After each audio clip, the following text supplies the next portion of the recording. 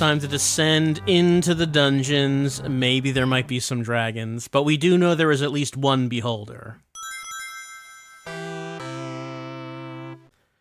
Beauty is in the eye of the beholder, and there's nothing more beauteous than the Sega CD. Brought to us by SSI. So this was a game that's been on a bunch of platforms. Would probably think of it as a PC game first and foremost. But it did come out on Sega's compact disc.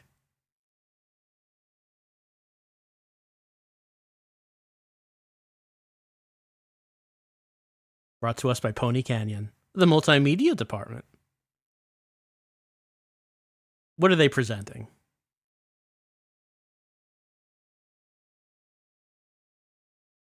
It's Advanced Dungeons & Dragons, an official Advanced Dungeons & Dragons computer product.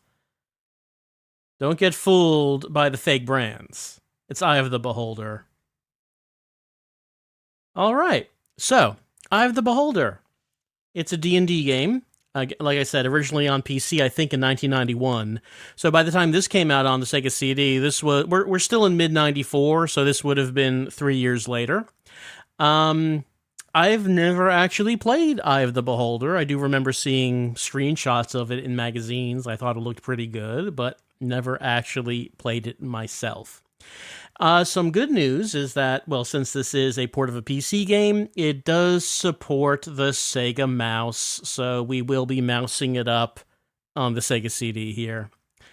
We could start a new party and make a party out of different, races and classes and stats. This is a tryout. We don't have that much time. We're just going to go with a default party and see what it says we should be using. Because hell if I know what we should be using. Let's just click this.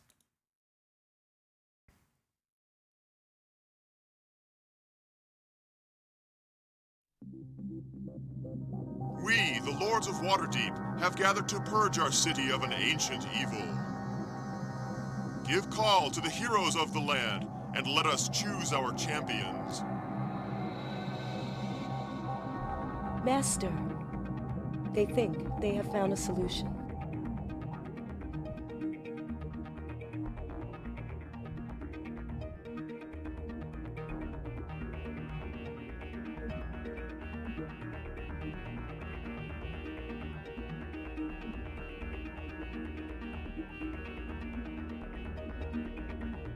We commission you to find the nature of this evil and destroy it if you are able.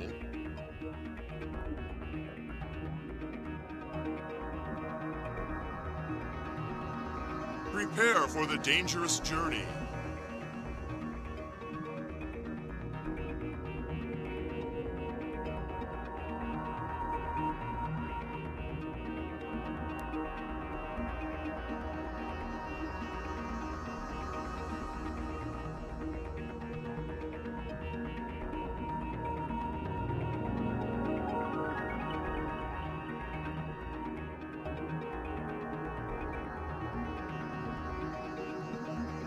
Begin your search below the city.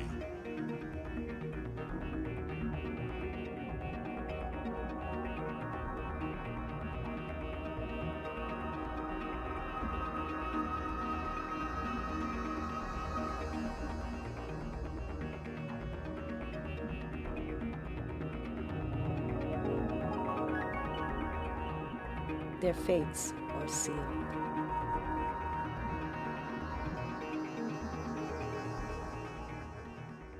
That's just what's going to happen. We're trapped in the sewers.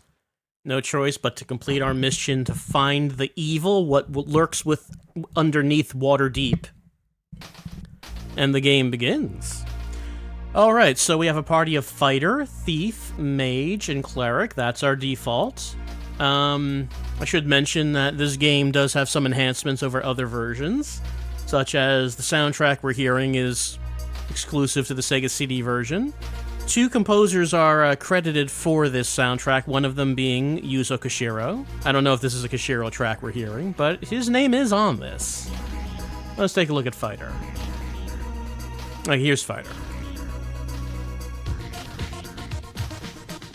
This is a commission and letter of marque. We got rations, iron rations. Oh, we can eat iron apparently. Leather armor. Got his short sword. Got them boots. We got thief. Thief has got a short sword. She's also got lock picks. What about mage? Mage has got a dagger. Mage has got a spell book. He's wearing a robe. He's got a quiver, but nothing in it. Rations. Our cleric over here. Rations, leather armor, a mace, cleric holy symbol. So our two people in the front row can do melee attacks to enemies. In the back row, they cannot. I would have to move them up if I wanted to do that. They do have, let's see, there we go. We can open the spell book. Does not seem like we have, I picked up a rock. You can take the rock. We'll put it in there. Spellbook has nothing in it, I guess. I mean, a mage with an empty spellbook, that doesn't seem great. Cleric, I also think, doesn't have anything here, so, you know, they're just gonna have to learn some spells, I suppose. So the way we move around, we got this. Turn to the direction we want to face, 4 directions, and move. And interact with what we see in front of us. Maybe there's nothing in front of us. We can strafe. There's a switch. What's behind that? Oh. We can, let's see. There we go. Yeah. So we can right-click with the mouse on fighter and thief and have them attack. Mage can throw that dagger, so he could do that. Cleric can't really do anything, I guess, because that mace is a melee weapon. What's this? It's lockpicks. All right, the thief should take these lockpicks. Anything more? Oh, we can just take his bones? Man, we leave nothing behind. You want these, mage? Maybe that can work in your magic? I'm not sure.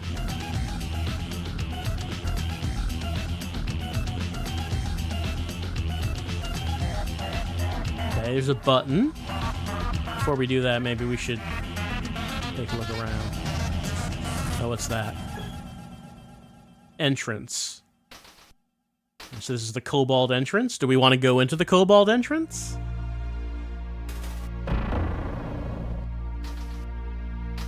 We can hear someone walking. That's what I think that sound is.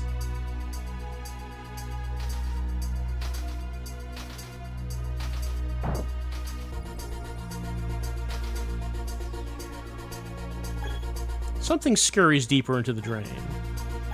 Drainage grate.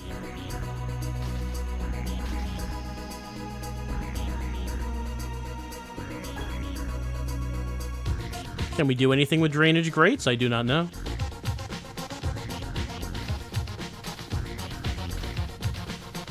Or we can see someone walking behind that. So there's a few.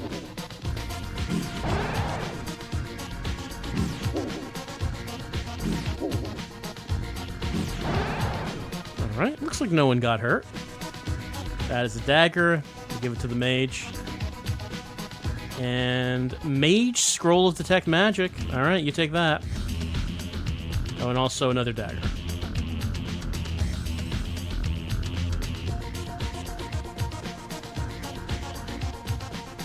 It's not telling me what that is.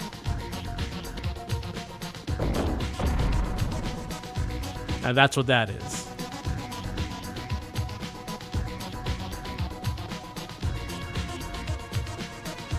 Rations. Just pick up some food you found on the sewer ground. It's still good. What, you think it's not?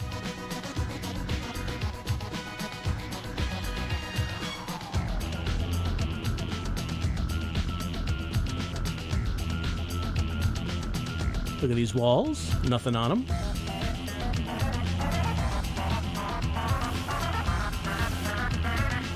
Oh, someone there?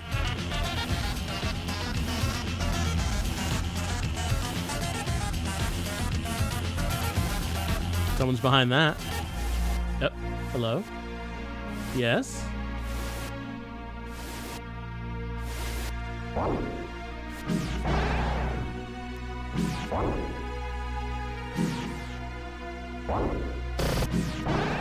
Cleric took some... No, Thief took some damage.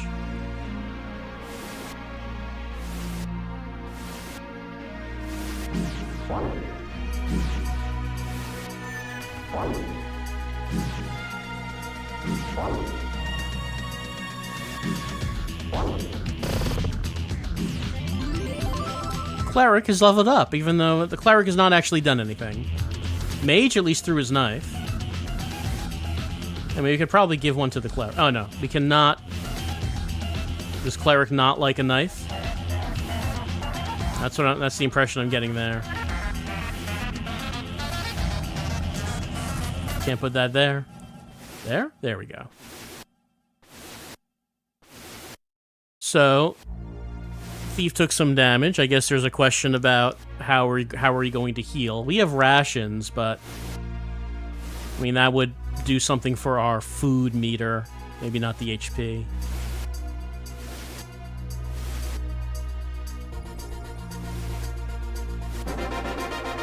Oh, we have the map. How do we use the map? We have camp. Rest party, save game, select the drop scribe scroll, pray for spells. You could save a game. Sure, save that. Memorize spells. We could, let's see, 2 out of 2, detect magic, magic missile. Sure. Shield.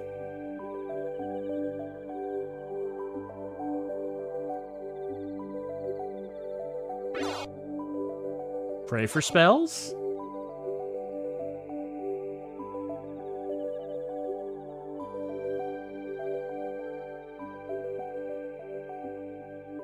Oh, so we can stack, like have more than one.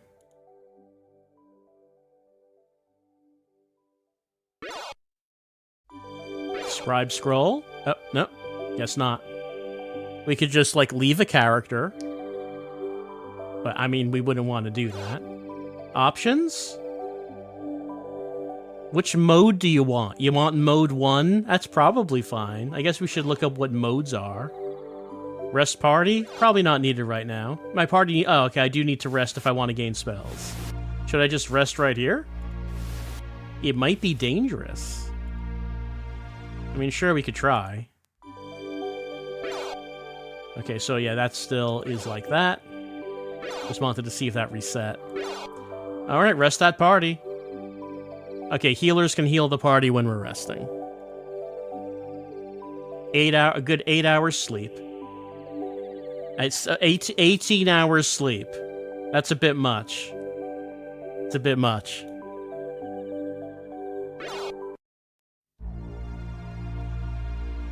So we got magic, missile, shield, acid, arrow. Cleric? Got bless, cure light, cause light, detect magic, protect evil, aid, flame blade, hold person. You don't need magic for that. Slow poison.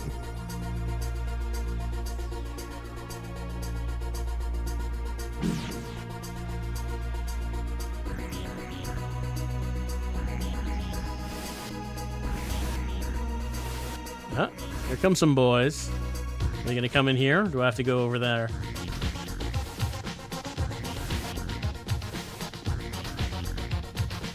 Hmm? Yeah? They're not walking over here. Hello.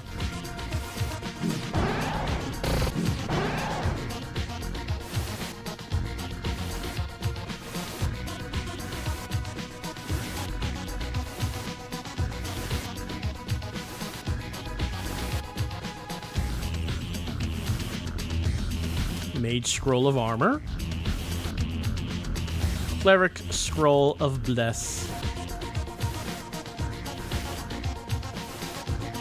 Alright, we're at a dead end. I still didn't see how to use the map. There does not appear to be a... I don't know. swapping? Does not appear to be an icon for map. Oh, map. There we go. Here is map. Map is quite large, as we can see.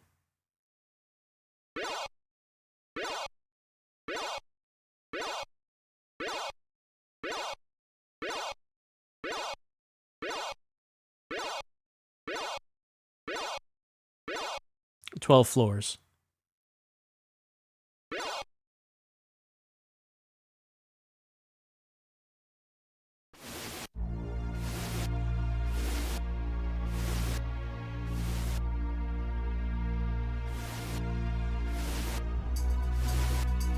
This slimy, smelly drain pipe reveals nothing.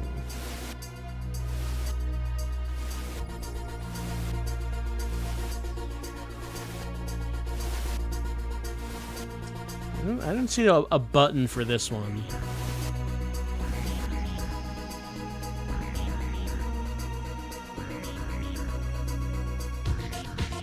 Oh, well, this is where we came in. Okay, we can step on that to open it again. There was another door that we passed on the way to that one. And that one's open.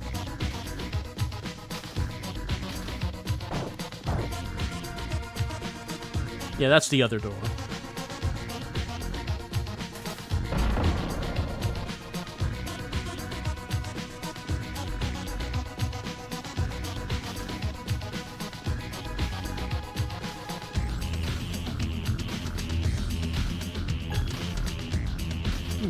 Is there nothing here? Anything on the walls?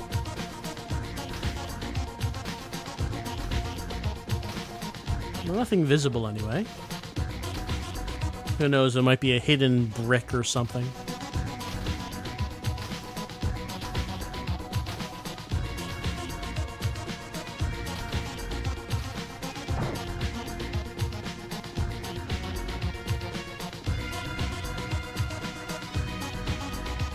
And this is about where we came in.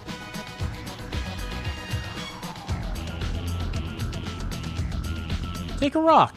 Why not? Maybe it'll be useful. Alright, this is... Fallen rocks block the way. What an odd coincidence that would happen as we entered the sewers.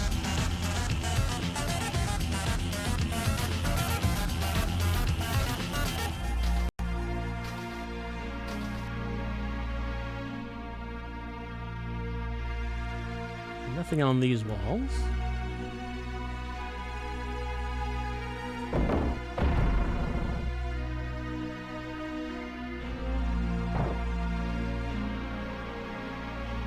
Scraping the walls.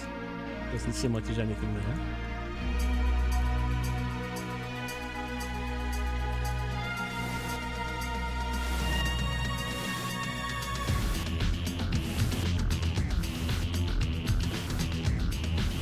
All right. What we got?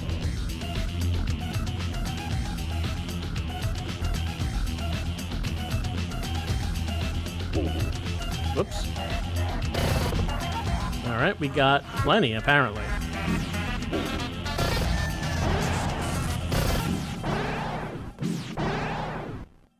All right. 3 of our 4 took some damage. So many daggers. So many daggers and rocks.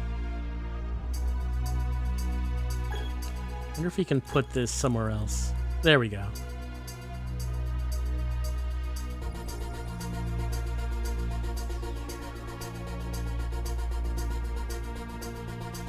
Just gotta hoard all of the knives, rocks, and bones we find. It'll be worthwhile.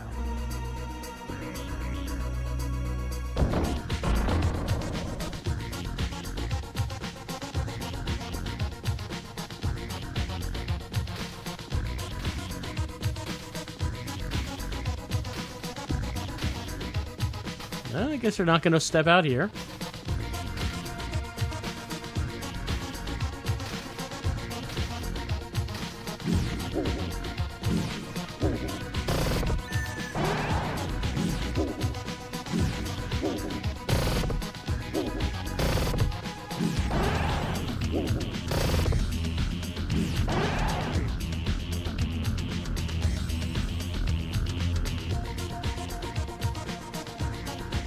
So many daggers, but it's only so many inventory spots.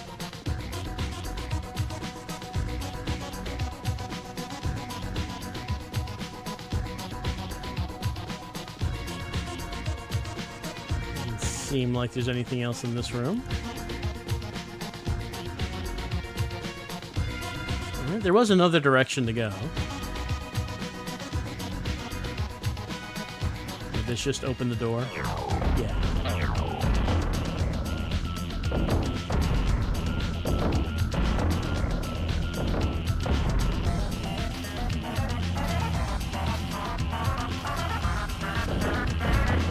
Did that work?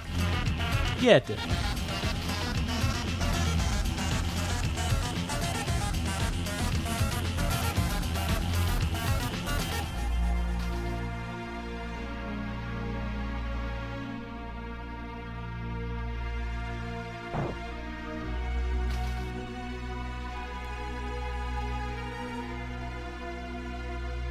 Well, we could go through there.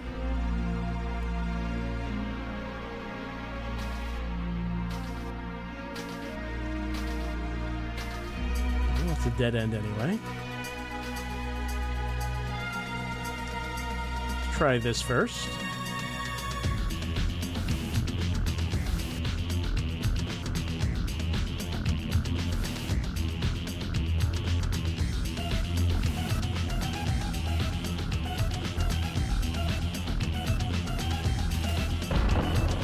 Anyone in there?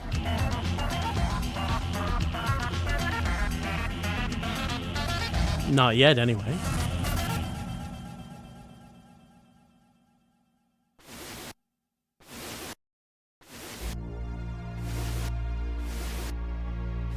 Mm-hmm.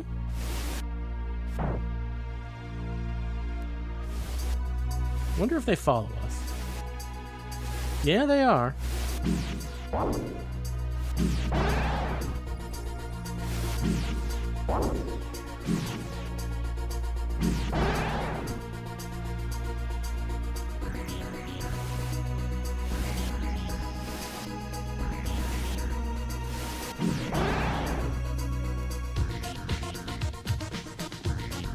It's an arrow.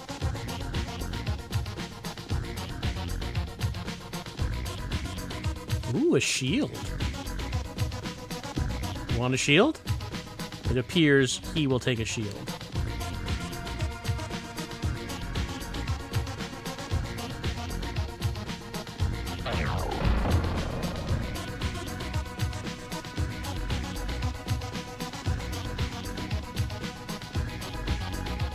Before we do that, what does our map say? Our map says we're in this bit over here. There was another way to go this way. Wonder what a red square is. Probably something good. We should probably head to the red square.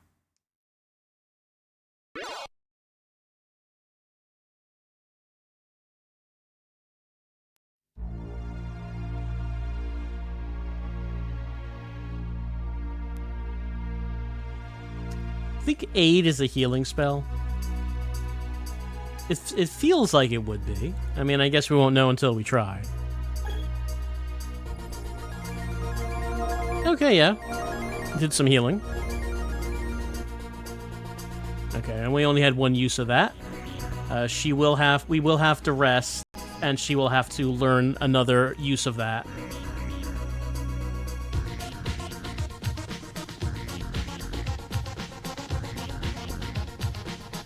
Okay, so I guess that's going to the next floor. Oops. Well, no one has a bow at the moment. What's this?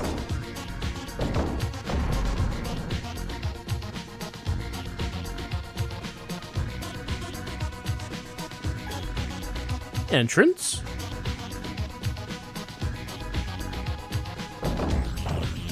Gotta go that way.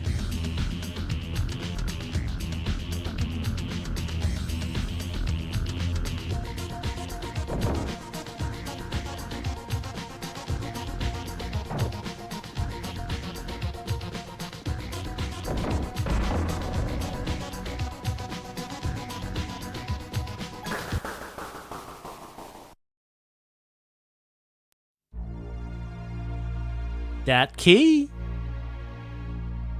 Silver key.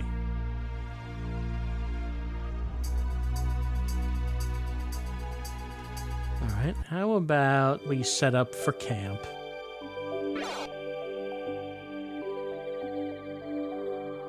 Maybe we'll take some aid.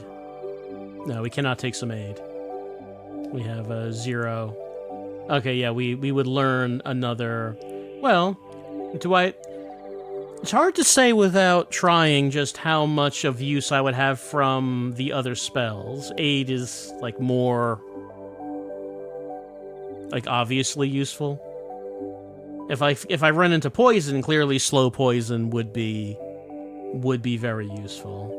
But if I don't run into poison, then it's not going to be. Alright, fine. We'll just, I guess we'll just keep it as is. Rest that party.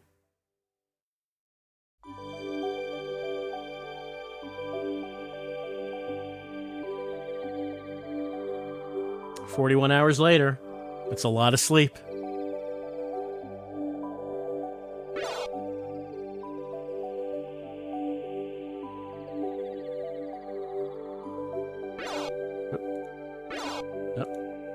Didn't mean to press that.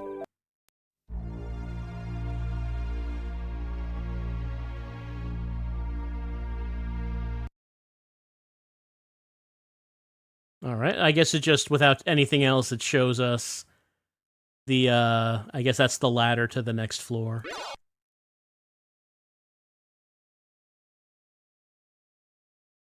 Assuming that's what red always means.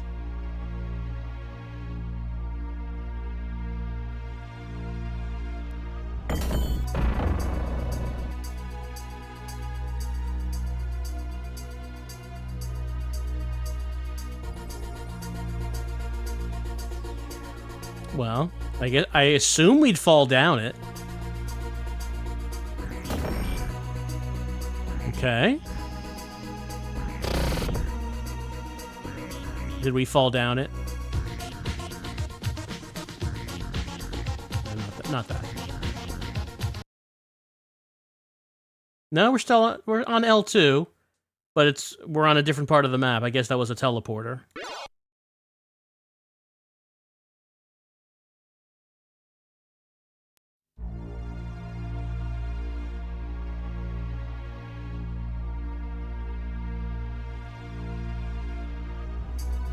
Alright, there's a ladder going up.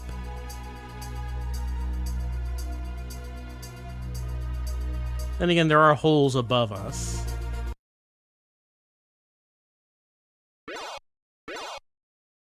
No.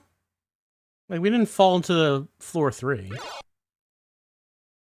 Yeah, it's still 2.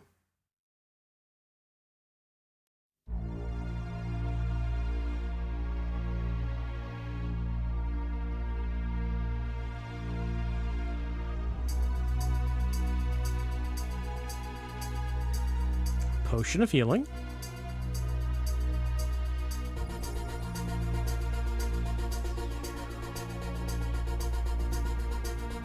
I guess we'll go up.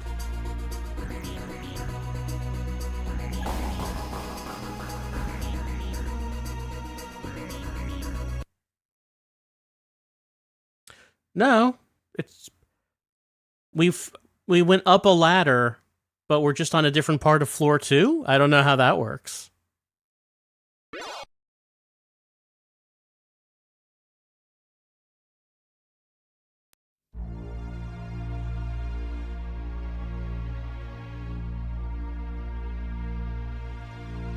Right, so, we would just fall down that again, or fall through it, wherever it would go. And that's just going to make that one reappear.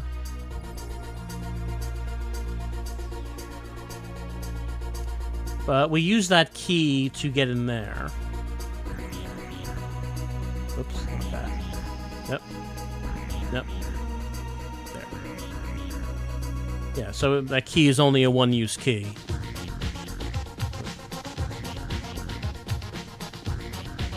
And we need keys to get into these other ones. So this is the only one we can do. Alright, so I assume that going down that, like going into that. So I guess this is falling down to another part of the map, but it's not enough to fall down to floor 3. It works somehow like that. And we can see multiple holes. Let's see. How many holes are there that lead to the same room? It's 1.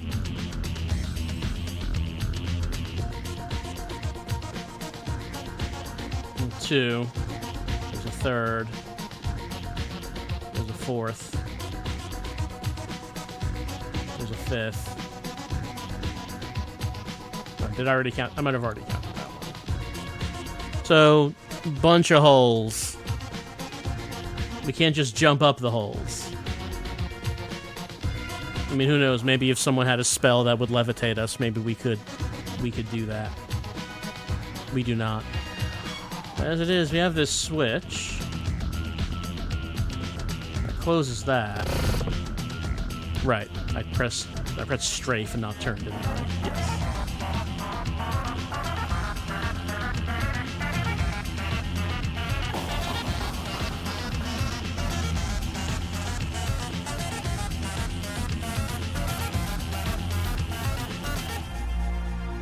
Right.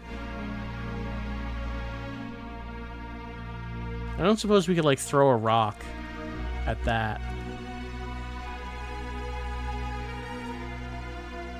We cannot just hurl a rock over it. It seems like I think you should be able to throw that rock over this hole, onto that switch over there. It is beyond him. Could there possibly be, like, a hidden switch?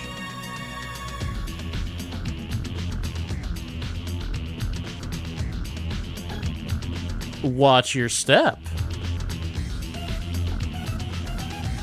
So, we only had the 1 key. I could have used it on these other doors. I did not. But it would seem odd if you just... I mean, sure, obviously there must be a way to advance from here, despite there only being the 1 switch to close a hole. And we can see the tantalizing pressure pad. The tantalizing pad on the other side over there. I feel like that should be possible. Should be possible to do that.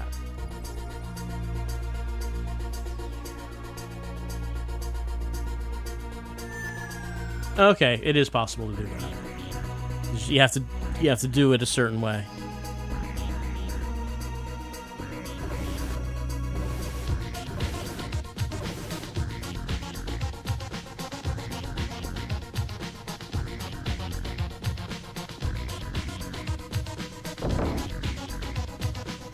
Uh-huh.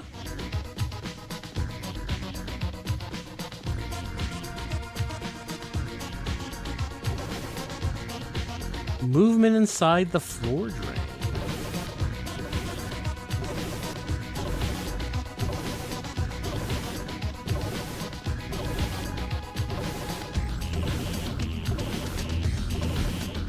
Oh.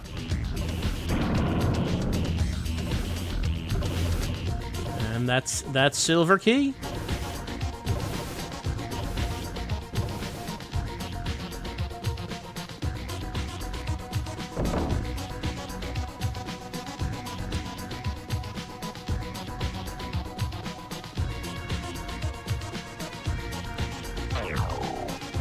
Bow.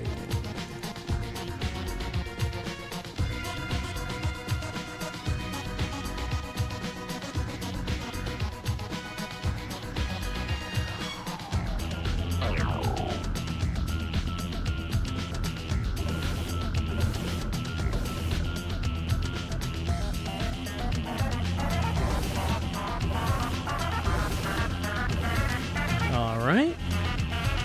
Let's see where this leads.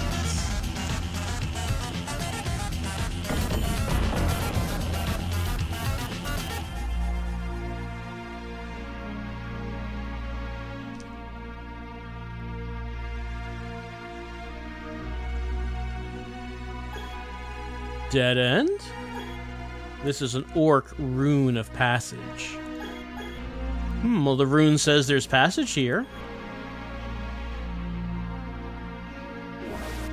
Maybe I just don't have the knowledge needed. We got a sling. Alright, so that seems like that would be... do you want a sling? Well, I mean, sling is equipped, but, like, this thing's not? Hold on. No. Nope.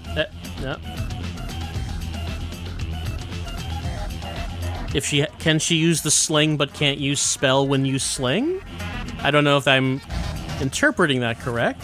If she has sling, that would probably mean she need rock. Otherwise, what would she throw with sling? I mean, we will see.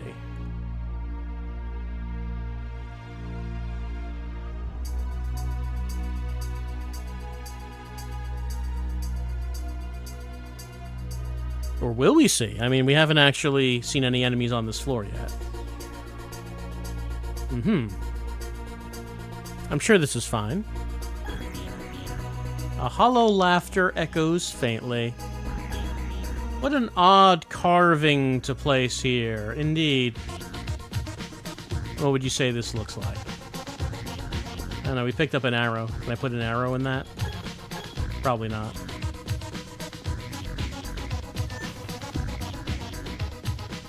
Oh. That didn't do it.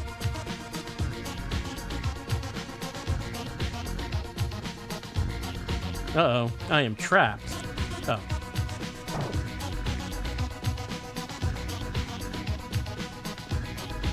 Apparently I'm not trapped, which is good.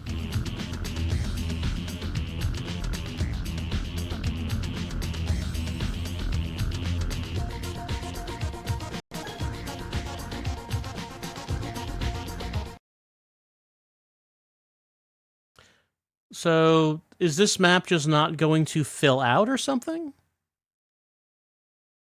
Maybe I'm misunderstanding the map.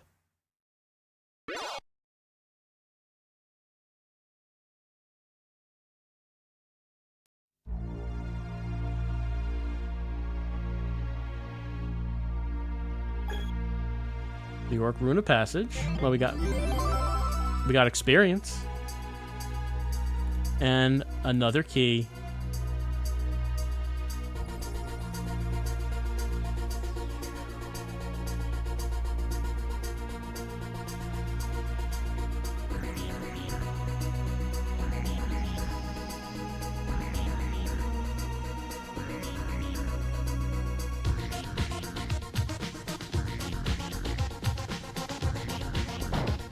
Can't go that way. Well, which way can I go? Oh. Okay.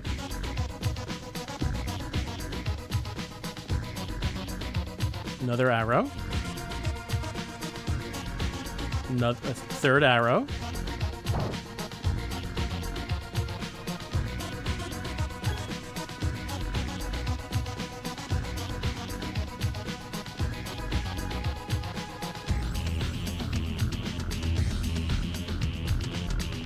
All right, this is where I just got that key.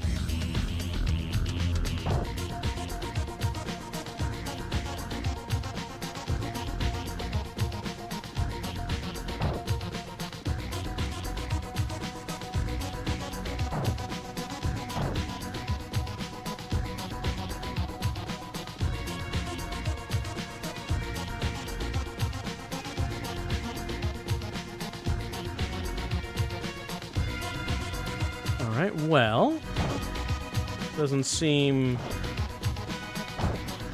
to be anywhere to go in this room.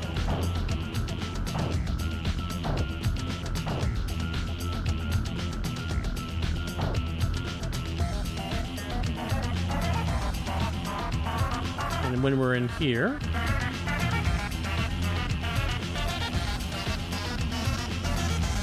there are two fake walls. This one goes back into the room where we just got that silver key.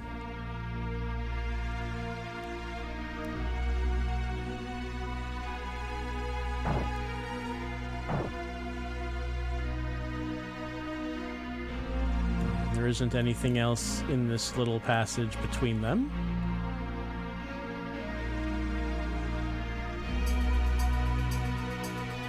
Well, we did see that engraving in the wall, and then we heard a laugh, and then we were here. So we got to the place where the key was. But getting out is, well, it's unsure. Okay, hold on. Is that just where we came from? Yeah, we're back here. So this is not a large area in like this little room. So as we go around, we just get back there real fast.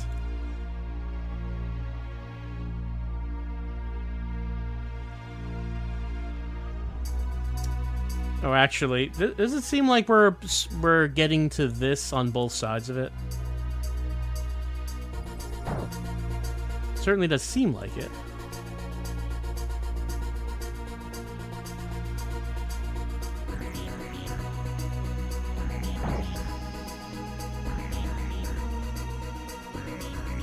If we walk over here and walk forward, and we end up in the same place.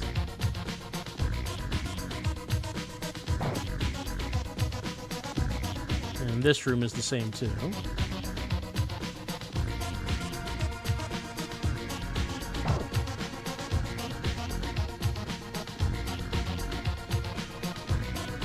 So it's a room that is identical on both sides.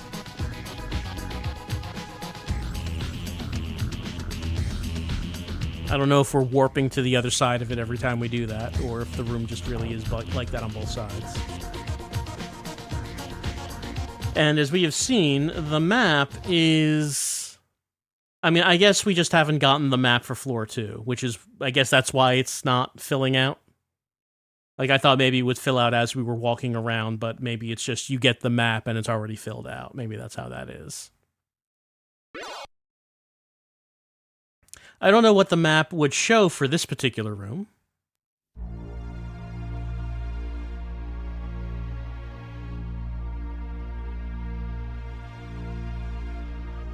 Oh, hold on.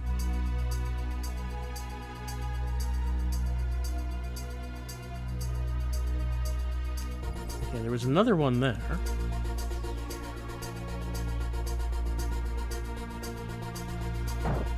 We'll go that way. Alright, so let's take a look at these. Alright, well, those were fake, but I don't know how that helps us.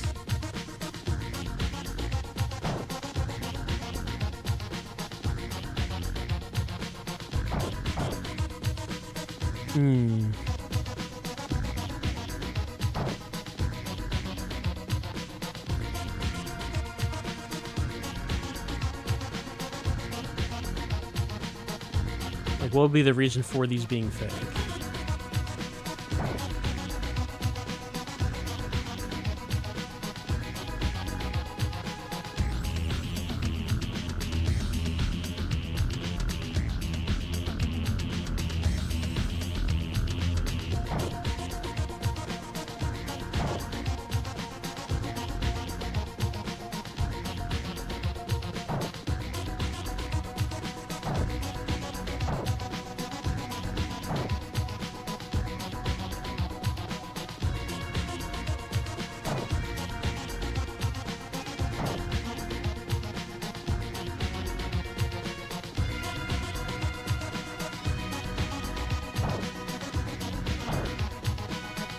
I guess also we could... Let's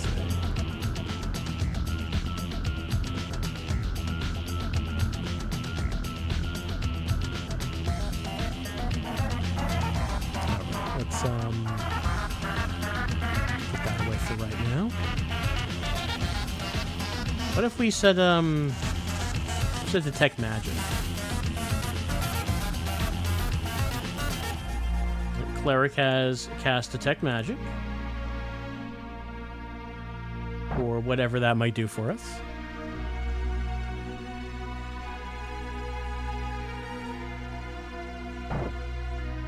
I wonder if we could just write that rune in a wall and then, you know, then just walk through it.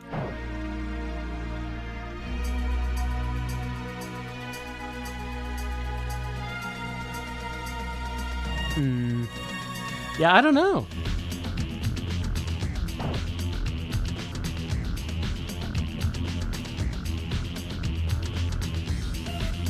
It's not a large area to walk around.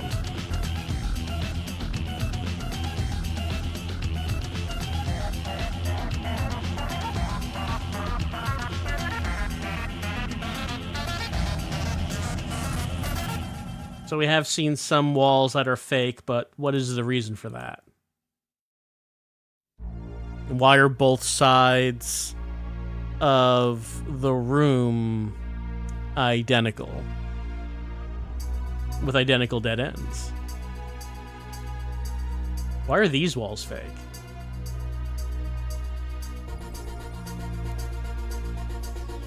It doesn't seem to do anything for us. That reveals nothing. So far, the pipes have not revealed anything. It appears to be a mystery.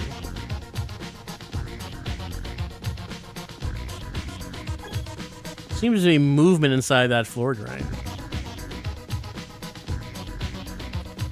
Could there be some sort of secret switch? I mean, I'm not seeing anything that indicates it.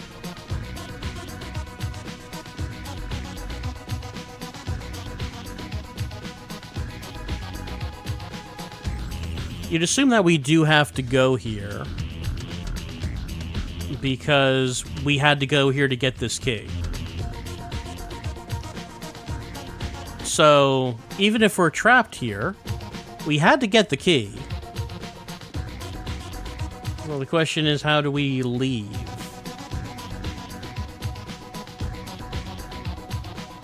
And how do these play into that? The fake walls.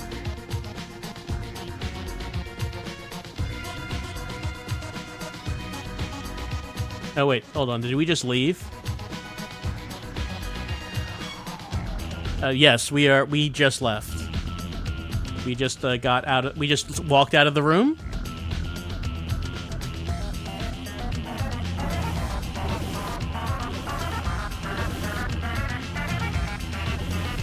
And I guess we will be using this key.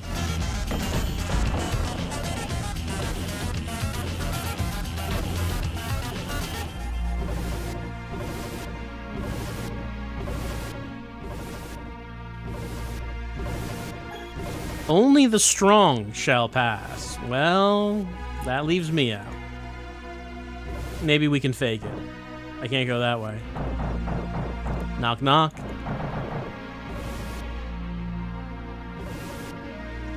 No one can pry this door open. We can try attacking it.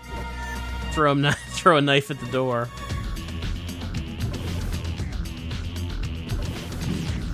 It doesn't seem like the... I mean, we're missing? I don't know how you miss a door. But we are unable to hit the door. But there is... Oh, there's a button here.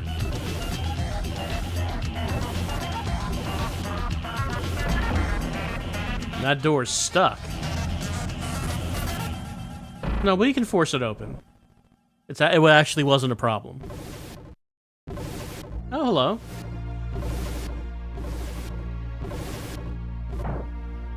Can't go that way. This again. What an odd carving to place here. Can't go that way. No one can pry that door open. Well, if no one can pry it open, it's a bit of a problem. Because that brings up the question of where should we be going. Oh, we can force the door open. Alright. The fight is on. You know, forcing the door open maybe was not... Okay, there we go. Actually, it wasn't that tough.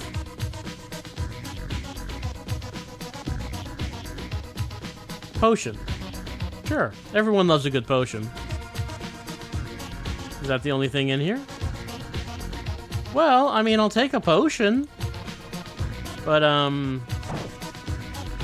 actually kind of looking for something a bit more important.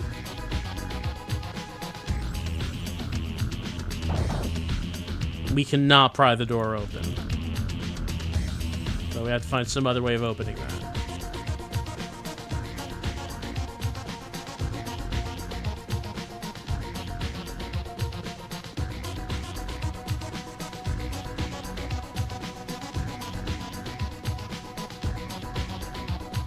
Well, we've explored these 3 ways. This way, the door is just not opening. I need to find some other way to open that. This way, I think we completed it. You know, this was the magic illusion room, and we got that key. Let's see. Up ahead, up center is the first way we went, and I got a key from that and opened that. But, I mean, maybe there was something else in there. I'm not sure, because right now we're up against this door, and it's saying, no, you can't. And it's got this symbol next to it.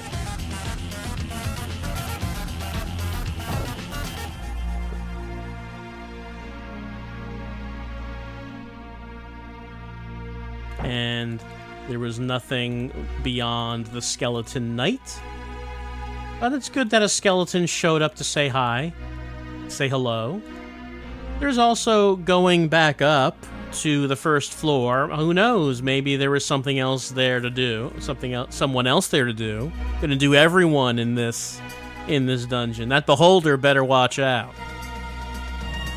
But for now, maybe we should just save a game.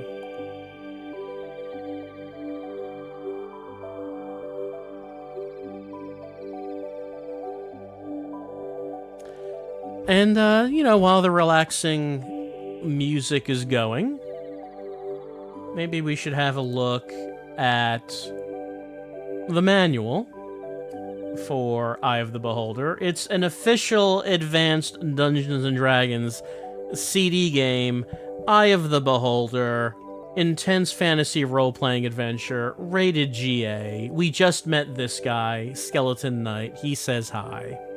Alright, what can we learn? And clearly there is much to learn about the game. Ahem. Eye of the Beholder is an all 3D Legends series computer role-playing game based on the popular Advanced Dungeons & Dragons. Second edition game rules an original story created for the game. The action takes place in the sewers and catacombs beneath the city of Waterdeep.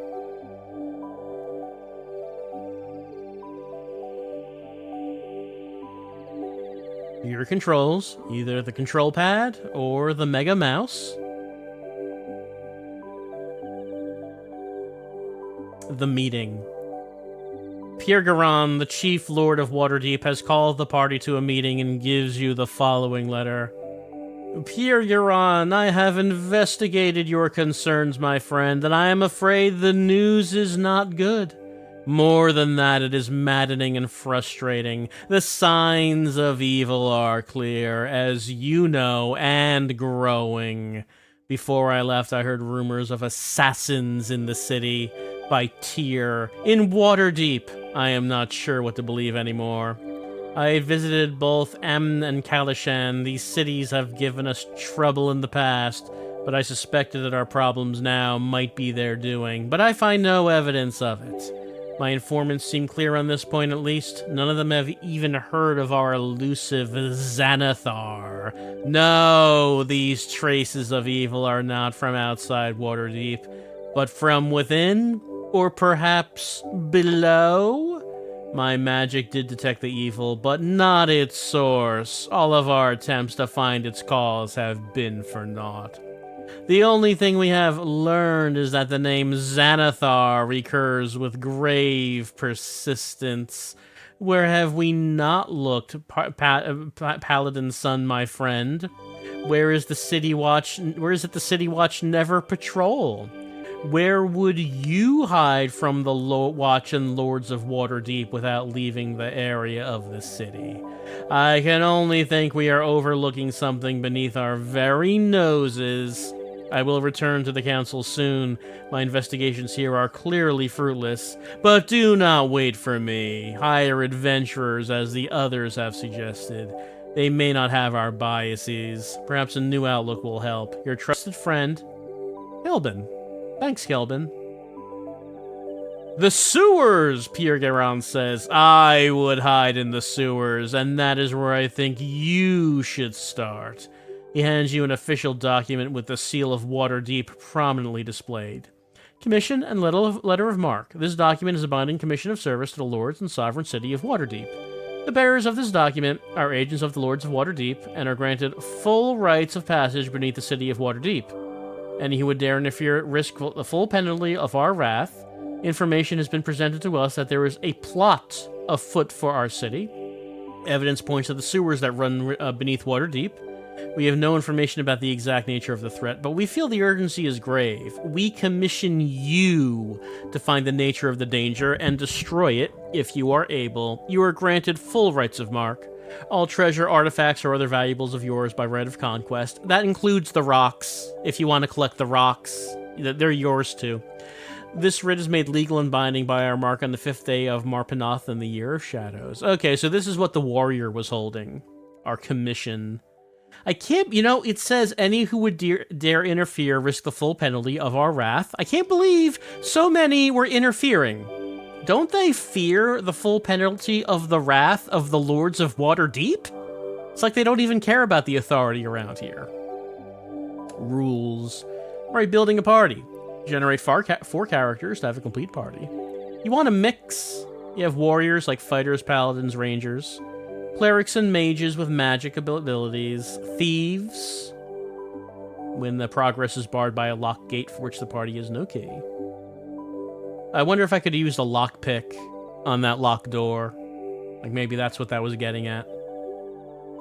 I mean, it didn't have a keyhole. But I mean, I did not actually try using the lockpicks. You generate characters, races. You got humans, you got halflings, half-elf, elf, gnome, and dwarf. Classes, you got fighter, ranger, paladin, mage, cleric, thief. You got your alignments. You know how the alignments work. You can choose a portrait. You got your ability scores that are you're generated when you select the character portrait. Keeping and modifying characters, you can re-roll. Like, we didn't do any of this because we just chose the default party. Up to 4 regular characters, you can have 2 more non-player characters that can join the party at a time.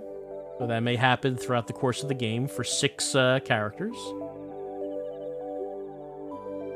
Alright, that's what the screen looks like. Got your direction arrows, got your compass. Your name bar. You have your primary hand. Everyone loves a good primary hand. And also, secondary hand. The character can hold anything in his primary hand that he can hold in his secondary hand.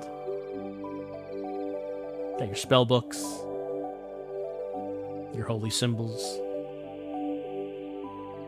Here's your equipment screen. When a character runs out of food, he loses 1 hit point every 24 hours and cannot memorize or pray for spells. It's true. You really can't memorize spells on an empty stomach.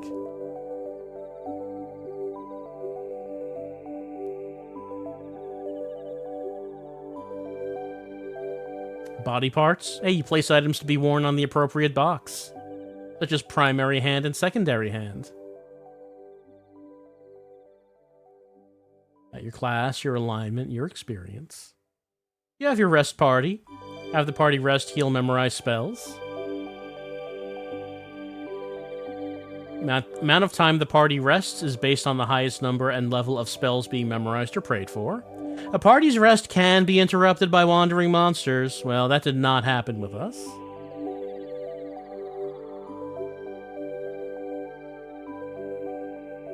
Mode. I was wondering what mode was when we're looking at it in the option. Modes 1 and 2 lets you move the cursor freely around the screen. Mode 3 snaps the cursor to the nearest screen or menu feature when you move it. So I guess that would be better if you're using a controller. can memorize spells, pray for spells, scribe scrolls, transfer spells from a scroll to a spell book. Okay. Attack monsters. Got your camp, cast a cleric spell, magic user spell, then you got scrolls. Change your order, you can drink a potion, you can drop an item, you can eat, you can examine characters' equipment, but only with consent. Examine characters' information, examine part of the dungeon, fire a ranged weapon.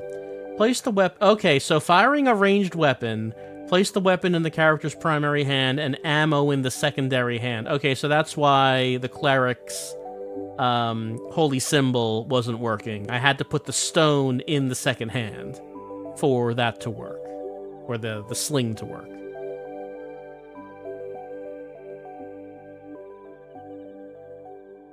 Force open a gate. We did that once. Give item. Manipulate dungeon features. Pick a lock. Take the thief's lockpick. Select it over the lock. Thief will attempt to disarm any traps found in the lock. Turn undead. Paladins of 3rd level or higher and all clerics automatically attempt to turn any visible undead. Undead approaching the party from the back or the sides are unaffected. Can wear an item. Characters. Your adventuring party is made up of 6 characters, each with his or her own unique strengths and weaknesses. Every character has a race, class, and a set of attribute scores. Race is the character's species. There are 6 races to choose from: dwarf, elf, gnome, half-elf, halfling, and human. Class is character's occupation. Some races can have more than one class simultaneously. They're called multi-class characters. You can have cleric, fighter, mage, paladin, thief, multi-class. Alright, let's get into some real meat here. Talk about dwarves. Dwarves are a short, heavily built demi-human race. They stand between 4 and 4.5 feet tall, but generally may weigh more than 150 pounds due to their heavily muscled build. Dwarves live from 350 to 450 years. They are famous for their skill in all manner of crafts, from metalworking to stonemasonry. Dwarven weapons command high prices in markets around the world, and pieces of their fine jewelry are part of every king's ransom. In addition to intricate workmanship, dwarves are known for tremendous courage and tenacity that borders on the fanatic. I've heard about that. I've heard about how easily they can go insane. Dwarves are by nature non-magical and have innate resistances to spells as well as many poisons. Then you have elves. Elves are slimmer and somewhat shorter than the average human, and are easily distinguished by their fine features and pointed ears. They often live more than 1,200 years. Elves do not like the confines of civilization. They're nudists. They delight in natural beauty, singing, and carefree playing. To outsiders, elves often appear to be haughty and cold, although they are known to be fiercely loyal to friends. Elves of all classes are taught archery from a young age and receive a +1 bonus with every type of bow and a long or short swords. Elves are resistant to any type of sleep or charm spell. You got them gnomes. Gnomes are distant kin of the dwarves, though the latter are loath to admit the relation. Gnomes typically live to be around 600 years old. Where dwarves are taciturn and hardworking, the gnomes are more carefree and lively. Never turn your back on a gnome, however. They are diabolical and enthusiastic practical jokers. It's just a prank, bro. Gnomes are fairly magic resistant and gain a +1 combat bonus against kobolds. Just kobolds? Half-elves. Half-elves inherit several advantages from their mixed parentage. They resemble their elvish parents in facial appearance, but half-elves are taller and heavier than most elves, approaching human norms. While not as long-lived as true elves, they live on average about 250 years. For the most part, half-elves can travel and mingle in both elvish and human company, though rarely they are truly accepted in either. Half-elves have the greatest selection of class combinations of any of the races. They inherit an innate resistance to sleep and charm spells, but to a lesser extent than full-blooded elves. And then you got them halflings. Halflings are a diminutive people famous for their congeniality and love of comfort. Their facial features are round and broad, and they typically have curly hair. Halflings are fairly short, a little shorter than dwarves, and quite plump. They are sturdy, industrious, and generally quiet and peaceful. Their burrow homes are well furnished, and their larders are always well stocked, and their pipes are always smoking that weed. Halflings are well liked by nearly all other races. Gnomes especially like the halflings, whom they feel are kindred spirits. Halflings have innate magic resistance and have +1 bonus with slings. Humans. Humans are the most adaptable and hence most prevalent race. Humans vary more than any other race in size, skin color, and hair color. Typically, they live around 70 years. Actually, that's longer than I would have thought considering the world that they seem to live in here. Human societies are more diversified than any of the other races and are also more aggressive and acquisitive. Where the longer-lived races wait patiently and take a long-range view of the world, humans tend to muster their efforts for immediate gain. Okay, classes. Each class has its own unique strength. Each offers valuable talents and skills to a party. Fighter types like fighters, rangers, paladins are needed to battle past the creatures that stand in the way of victory and glory. Thieves are very handy when the party runs across traps. Mages offer powerful spells, and clerics can both fight and heal the wounded. Each class has one or more prime requisites or ability scores that are important to the class.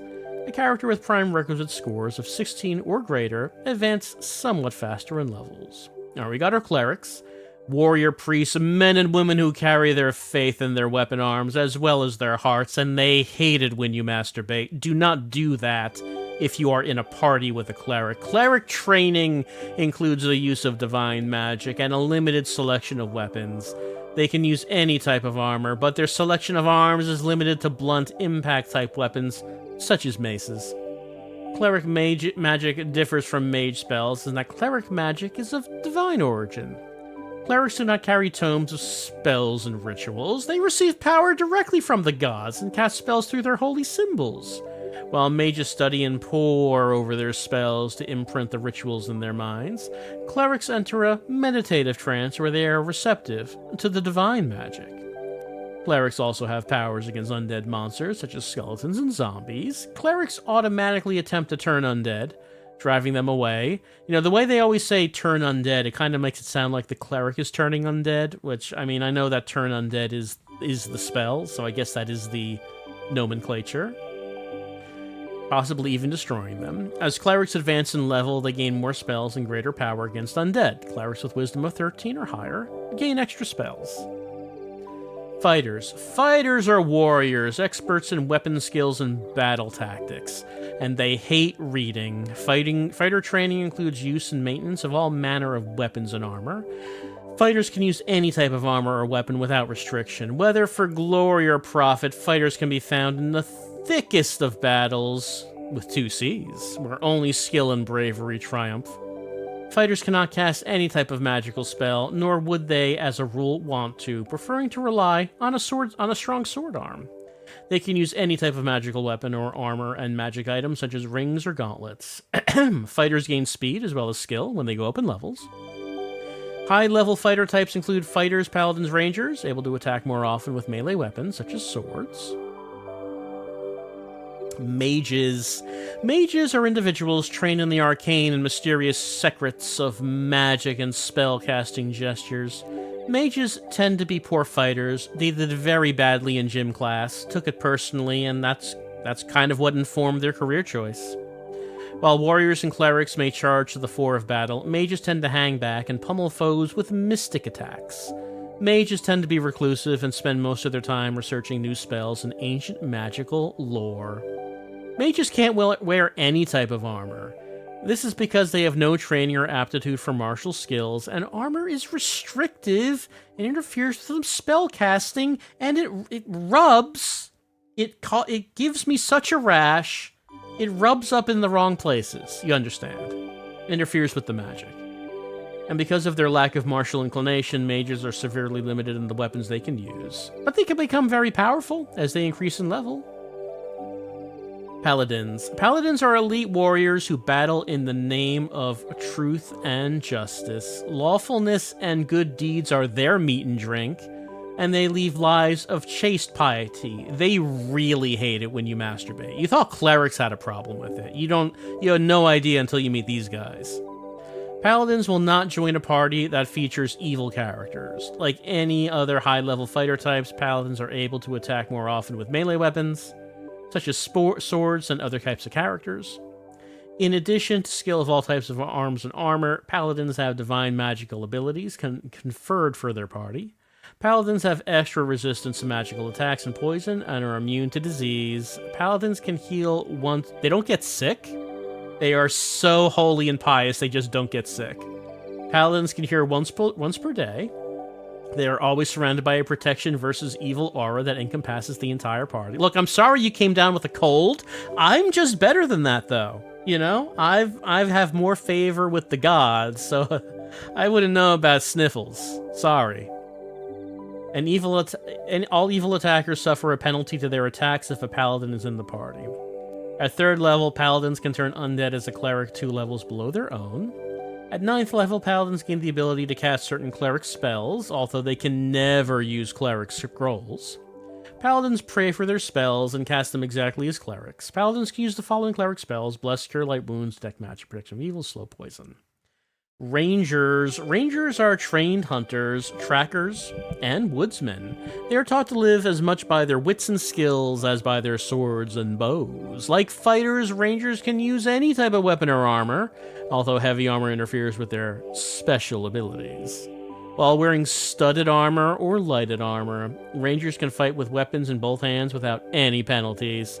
Like other high-level fighter types, rangers are able to attack more often with melee weapons, such as swords, than other types of characters. Thieves. Thieves are hard to classify as a group. Some are malcontents who prey on the unsuspecting. Others are basically good, but are a little wanting in strength of character.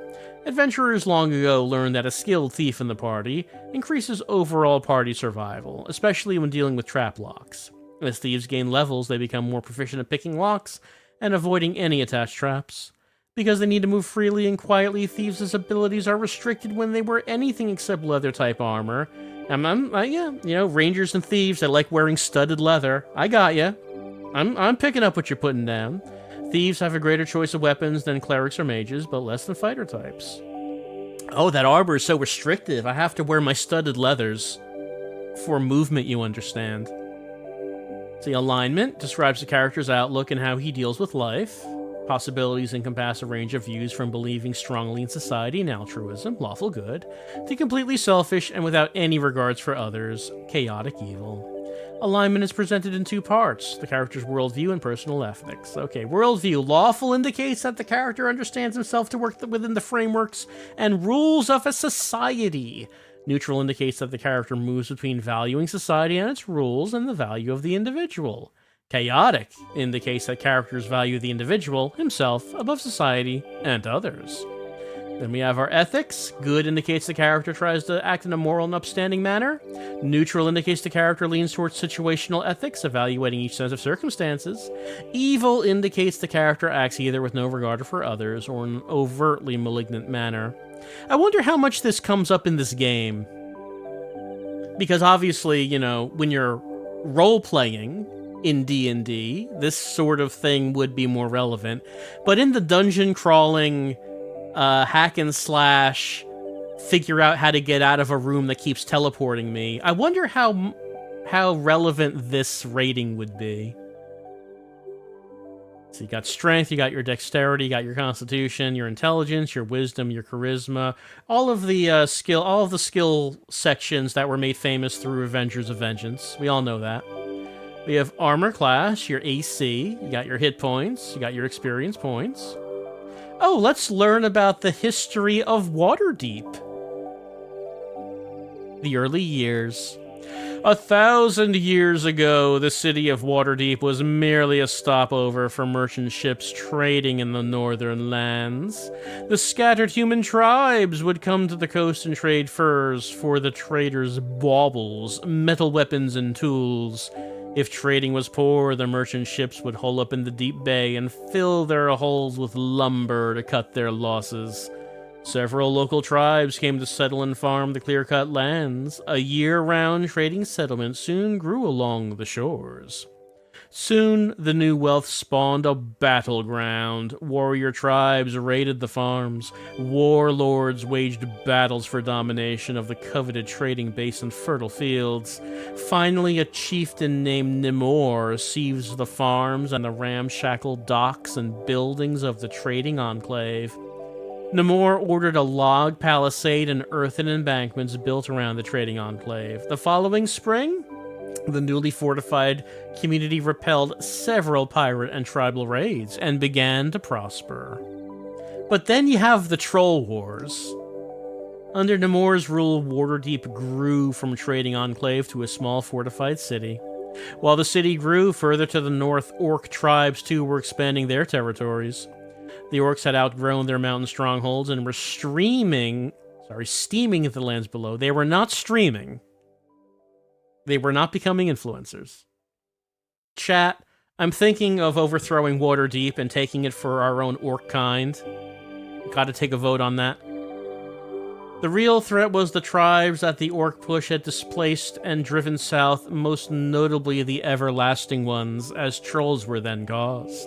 Namor died of old age at the beginning of this war. The young warlords who followed the old leader led the men of Waterdeep in valiant defense. The city swelled with refugees seeking the high walls of safety. The struggles continued in stalemate for a decade until a youthful northern mage named helped tip the balance. The Everlasting One were destroyed or scattered. Fearing further attacks, the men of the city raised a small keep on the slopes of Mount Waterdeep. The keep commanded all land approaches to the city. Any troll attackers would be met with a deadly rain of fire arrows. Many who had moved to the city for safety during the Troll War stayed on, and expanded the walls several times to encompass the new farms. Then we come to the first Lords of Waterdeep. After the Troll Wars, the free city of Waterdeep was ruled by warlords. Is a free city really ruled by warlords? I don't know, it seems a little contradictory. The young mage Agarian gained knowledge and power until he became a great mage. Somewhere in his studies or travels, he discovered a supply of potions of longevity. He started chugging them down, and he never grew old. He offered his wisdom and experience and became a fixture in Waterdeep politics, and everyone's like, ugh, this guy. He slams several youth potions, and now he's just, like, integrated into politics for centuries. In his 112th year, Agarian had a falling out with Rawlor, the warlord of Waterdeep. Rawlor wanted to use the city's great wealth and force of arms to wage a war of conquest. Agarian defied the warlord in public before a large gathering of citizens and officials. When Rawlor ordered the wizard bound and imprisoned, Agarian rose into the air, out of the reach of the guards and the angered warlord. When Rawlor drew his weapon and attacked the wizard, Agarian answered the affront by changing the sword into a venomous viper. The warlord was bitten and died in writhing agony. It was very funny. Everyone laughed. Agarian gathered all the captains of Waterdeep and all the great families. While runners were sent to bring them to the palace, flames roared and crackled around the warlord's empty throne.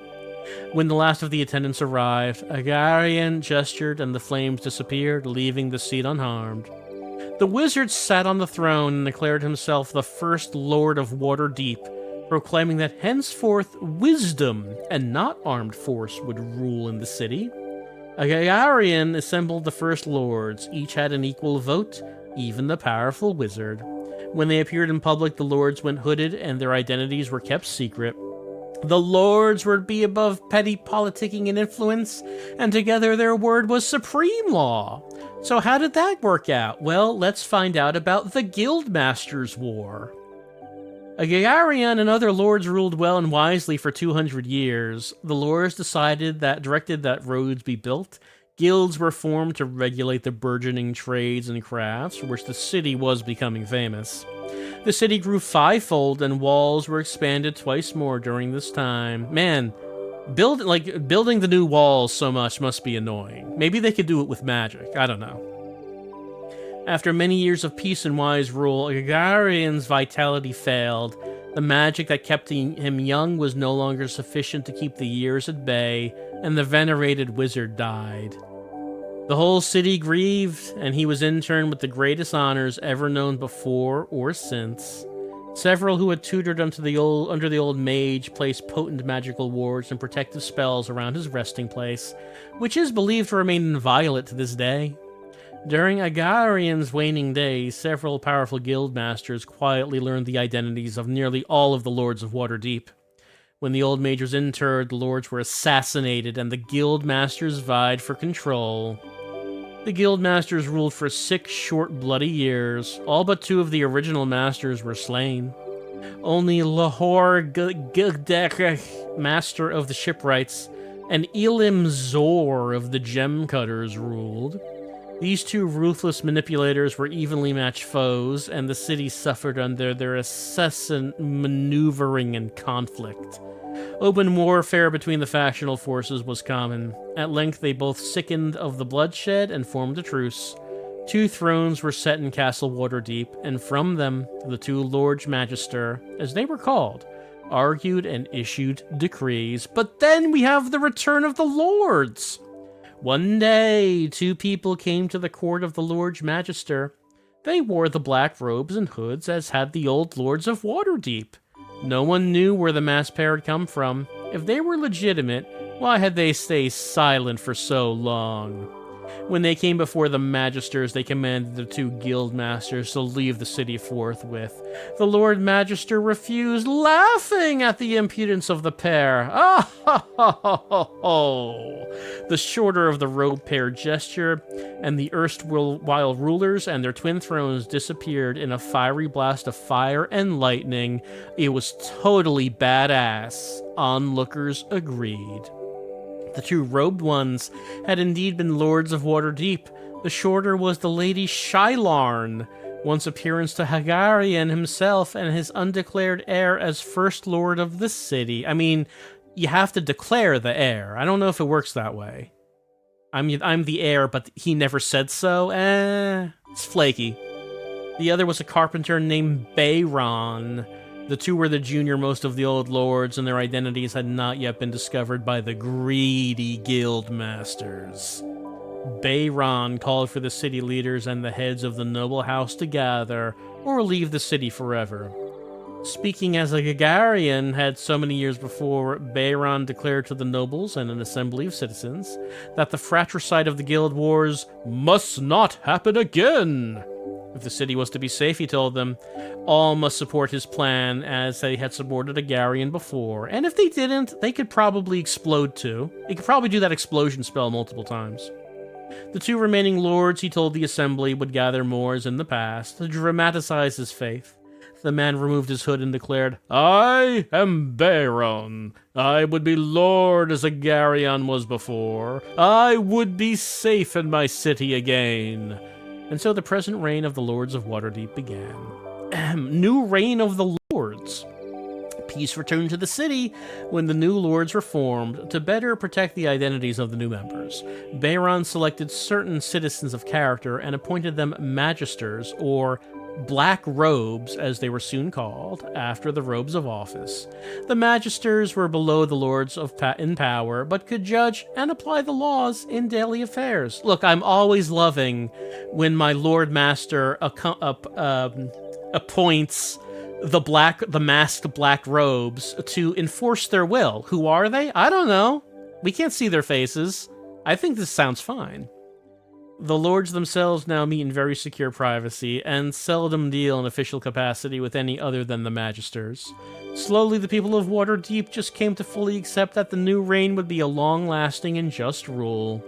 Waterdeep has grown to be unrivaled might and respect, truly deserving of the title, Crown of the North. The lords today. After the tradition of Agarian and Bayron, one lord always remains unmasked because he's totally hot. The current chief lord is Pigirion, also known as Paladin's son for his famous paladin father, Athar, the Shining Knight.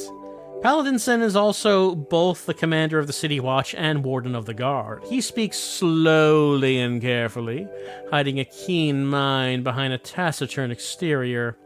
As always, rumors abound about the other lords' identities. Some say Paladinson's wizard friend and confidant Kelvin Aronson is surely a lord. Wow, really? I never expected Kelvin Aronson was going to be a lord. Can anyone confirm that rumor? Of course, the number of names bandied about is much greater than the actual number of lords. What about our bestiary? Look, we now know about the backstory. Now we need to know about the monsters, like the Beholder, also known as Eye Tyrant or Sphere of Many Eyes. No one calls it that. The solitary horror is most often found underground. Beholders have a globular body and move with an innate levitation. Though don't say that in front of it. You'll hurt its feelings.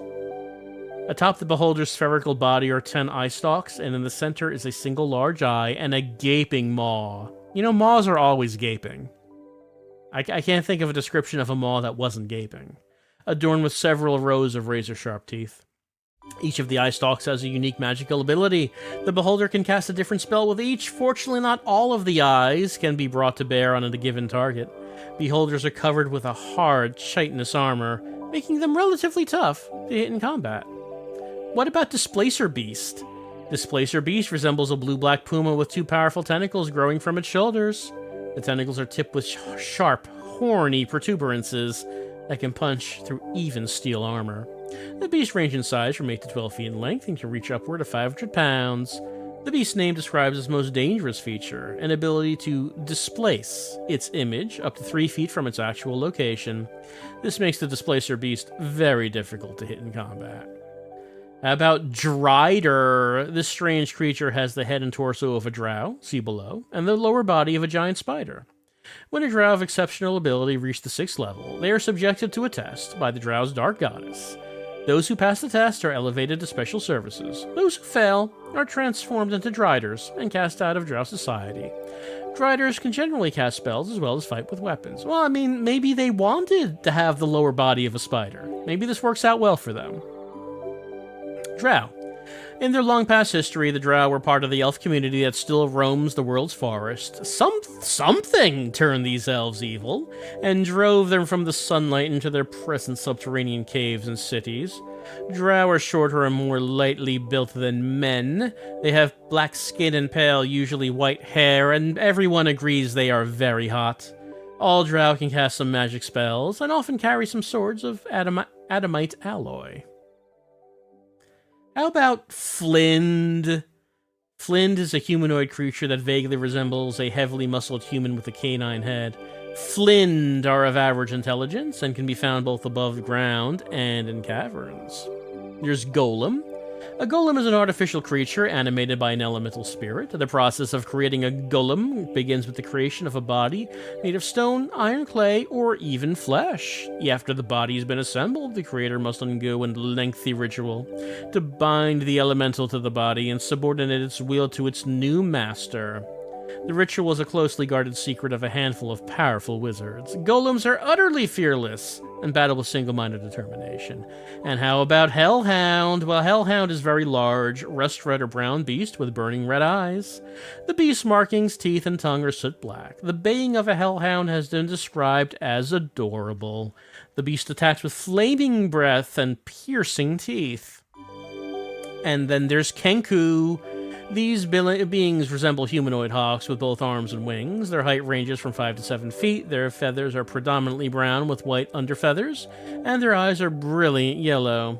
Kenku all have natural thieving abilities. Hey, that's racist, and take perverse pleasure in annoying and inconveniencing human and demi-human races. Kobolds. Well known for cowardice and a wide sadistic streak, kobolds are usually only dangerous in large groups. Kobolds stand about 3 feet tall, and their dark, rusty hides are somewhat scaly. The smell of a kobold has been described between a cross between a wet dog and a swamp, so not complimentary. They have an ancestral hatred for gnomes and attack them on sight. Kobolds generally prefer to attack other opponents in mass or from a distance. There's Kuo-toa. This is an ancient race of fishmen that now dwell in subterranean caverns. The Kuo-toa harbor an age-old hatred for surface dwellers and their sunlit world. Those creatures have a vaguely human body topped with a wide-mouthed fish head, They have short legs and long three-fingered hands. They're actually very cute, but don't tell them that. They hate when people say that. Kuo-toa wear no clothing, only a leather harness for their weapons, and a few belongings. Leech. The giant leech is a slimy, slug-like parasite that feeds on its victims' bodily fluids. Same. Leeches wait in the mud, sludge, and slime of swamps and sewers for unsuspecting prey. The giant leech rears up from the ooze when it detects the presence of living creature and attempts to subdue its prey. And then there's Mantis Warrior, also called Thrycreen. This is a carnivorous insect man. A Mantis Warrior resembles a man-sized praying mantis. Mantis Warriors are often armed with a peculiar, vicious, bladed polearm. The name for this weapon has never been translated into the common tongue, but the ferocious just kind of looks like an axe. The ferocious reputation of the deadly thing and the warriors who wield it has spread far. Oh, and there's everyone's favorite, the Mind Flayer, also called Illithid. This is one of the most feared of the subterranean dwellers. Mind Flayers feared on the very, I think the V is not printed out, very minds of sentient beings. Mind-ayers are a slime mauve color, stand about 6 feet tall, and adorn themselves with flowing robes decorated with images of suffering, death, and despair. Their faces resemble octopi with 2 large, white, pupilless eyes. Where do they get those flowing robes decorated with images of suffering, death, and despair? Are those custom made? Do they go to the Mind Flayer tailor to get their specific favorite images embroidered on their robes? And then there's Rust Monster. This is a subterranean creature with an appetite for metals of all kinds. Rust monsters are about 5 feet in length, have a long armored tail and 2 prehensile antennae. The tail is tipped with a strange paddle-like appendage. The creature is normally placid and inoffensive until it smells metal. Whenever the creature detects the scent of food, armor, weapons, and the like, it charges. Whenever the monster hits metal with its antenna, the metal corrodes and feeds the creature. Even magical weapons can be susceptible to the Rust Monster's attack. And there's the good old basic skeleton. This is a magically animated body, created and controlled by a powerful evil wizard or priest. Skeletons are one of the lesser undead monsters, though powerful skeletons have been created from the bodies of powerful warriors, going through crate training. Because they have no intelligence or will, skeletons are immune to spells such as sleep, charm, or hold. That's right, you can't use your magic spells on me. I'm too dumb. What now, motherfuckers? They're utterly fearless and never retreat from a fight. And Spider. Hey, this giant predator haunts many regions and helps to keep down the level of pests such as kobolds and adventurers. Giant spiders weave webs for unwary victims and attack with poisonous bites. And Zorn. This creature is native to the elemental plane of Earth and feeds on the precious metal deep underground. The wide body of a Zorn is made from a pebbly material.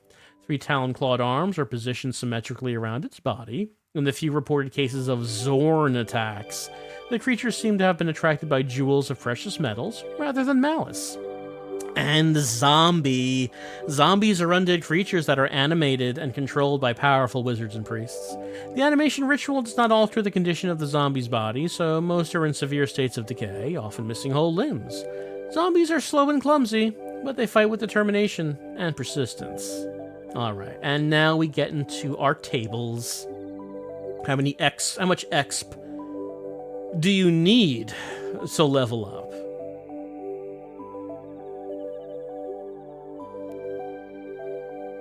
Here's your limited warranty. Do we have an ad on the back of the manual? Yeah, not for a game, but for the backup cart. You know, instead of a memory card, it's a memory cartridge. So instead of relying on the Sega CD's internal battery, you could save it to the cartridge. So we have this ad on the back here. It's compatible with many games, like Advanced Dungeons & Dragons Eye of the Beholder, Dark Wizard, Double Switch, Dracula Unleashed, Joe Montana's NFL Football, Jurassic Park, Prince of Persia, Prize Fighter, Racing Aces, Shadow of Atlantis, Sherlock Holmes Consulting Detective, Sherlock Holmes Volume 2, Sonic CD, Tomcat Alley. Shadow of Atlantis? Did that come out for Sega CD? I'm feeling like it didn't. Maybe I need to refresh my memory. But, yeah, that's the ad on the back of the manual. All right, an extensive, meaty manual for that ass. And, that's kind of what you would expect from, a Dungeons & Dragons game. They're giving you a whole lots of flavor and lore that is not going to come up at all. Like, none of that history of Waterdeep, none of that is going to come up in this game. Probably not. But it's there. Just, giving you a good read in the manual, and also giving you, like, a basic beginner's breakdown of, hey, here's how, in Dungeons & Dragons, here's how the races work, the classes, the stats, here's how you level up. Just giving you the basic breakdown with the assumption that the player has not seen this before, which, of course, is what you're going to need. Okay. One of the better manuals for the Sega CD. Occasionally, most of the manuals are pretty basic. Occasionally, we come across a manual that does go the extra mile with these things. Also, that had a ton of pages in it. So I'm not buying working designs saying they only have one page for the translator notes. Some of these other manuals are just chock-a-block with pages. So, I don't know. I'm not saying that. I'm just saying some of these games were able to do that. What do we think of Advanced Dungeons & Dragons: Eye of the Beholder? I think this game's really neat. Dungeon crawler is quite a different thing than what we've been seeing on the system. And just in general on consoles, like, you would get some games that would be that has something like this, but usually more of a PC kind of genre is generally how I would think of it. But I think this seems like a pretty good port.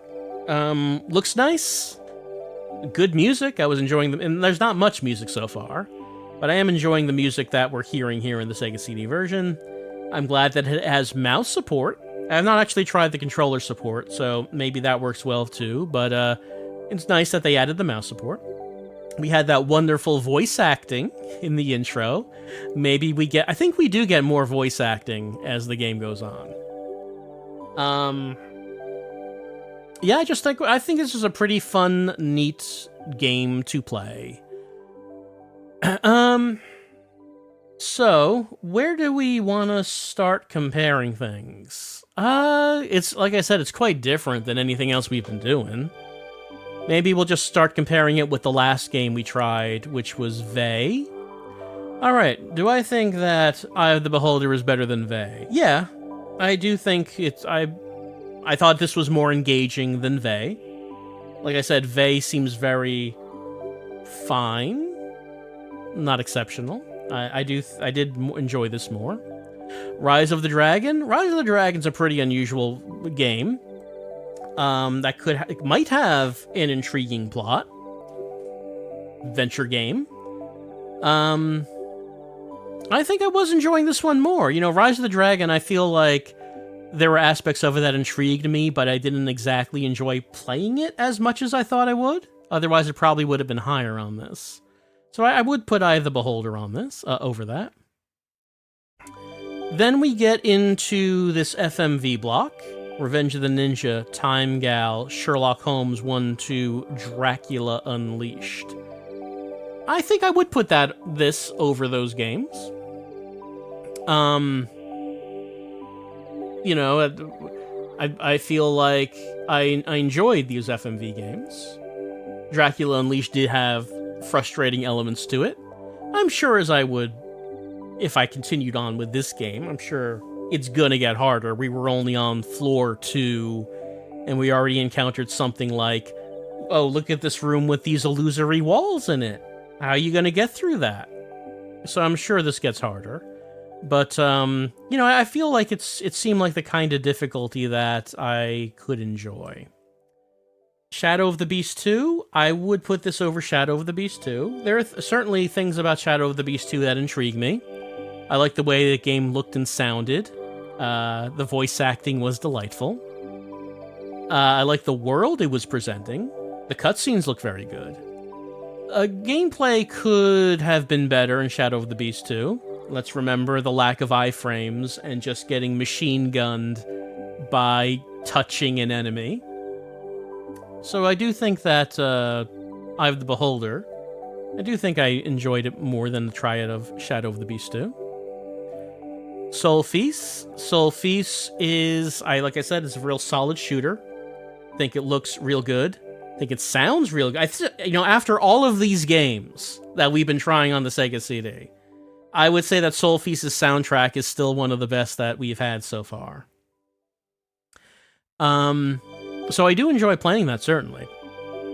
I think I would put Eye of the Beholder over it, even though I have played all the way through Soul Feast and have only done this one session of Eye of the Beholder. I do think that this seems like it could. I think it seems like I would put that over this. Again, it's difficult. It can be difficult to make direct comparisons between a game that I've played all the way through and a game that I've only done this one session of. So, I have to be making kind of assumptions about would I enjoy the game all the way through. Kind of have to make a guess about that. How much would I enjoy the game if I'm like on the lowest levels and surrounded by mind flayers? I don't know. All I can judge is based on what we've done here. The Secret of Monkey Island. I think I would rather play this, or at least the Sega CD version. Sega CD version of Monkey Island is a pretty good port. The PC version is better. Of course, very different games. Monkey Island is an adventure game, point-and-click adventure game based on witty dialogue, characters, while this is more dungeon crawling and lore, D&D lore. And yeah, I think I would put this game over that. Dune. Dune. I enjoyed what I played of Dune. It's funny that both times I tried Dune, I ended at, like, basically the same place. I don't know how that was... I don't know how the second time through, playing it for the same amount of time, I wasn't able to make any additional progress. Dune has a good look. Has a good sound. I was a bit puzzled when playing Dune as to... it's funny when I was playing that, I was wondering... I wonder when, like, the combat gameplay gets started. And people were saying, no, you're thinking about it wrong. The game has started. This is just the game. You're not, like, working towards something else. So, I mean, I guess what we played of Dune, like, was the gameplay. And I enjoyed it. I do think I liked this one more, though. This one was more maybe immediately gratifying to me than Dune was. So I would put this one over Dune. Mortal Kombat Sega CD version, and again, we are talking about the Sega CD version and not the arcade version. As I mentioned when I did that, Mortal Kombat on Sega CD plays fine. It looks bad. Like, I know that the color palette thing, that's just an issue. But Mortal Kombat is an example of, like, a later era Genesis Sega CD game where it just looks bad. Though it plays fine. Sounds fine.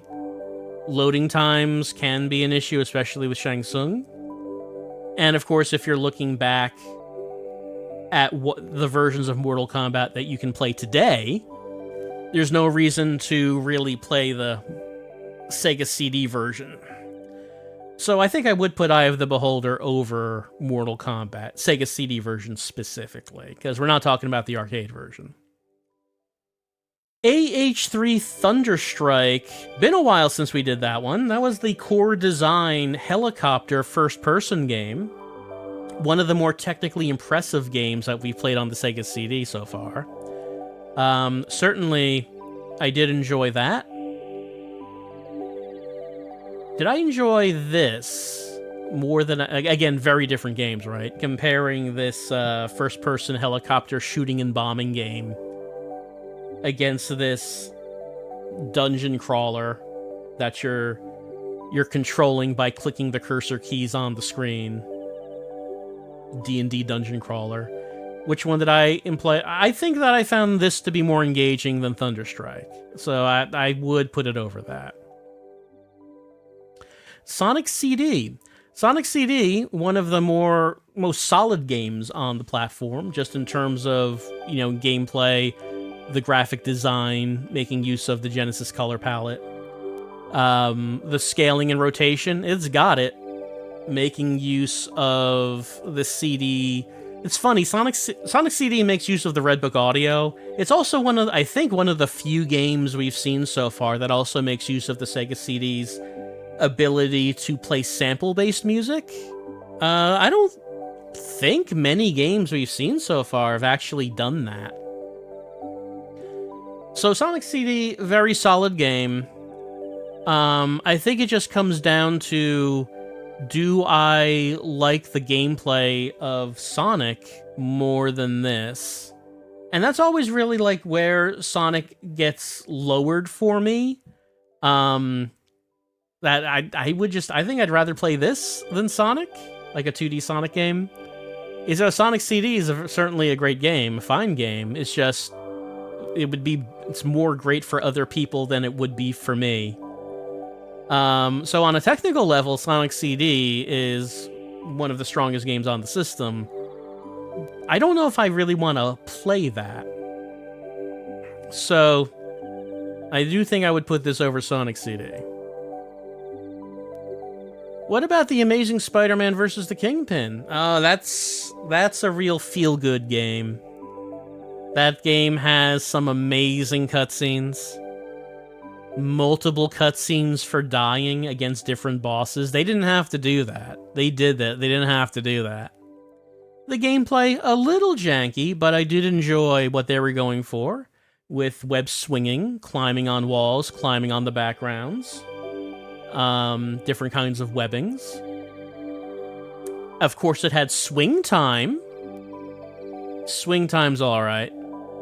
Swing time is alright. And we did play all the way through it.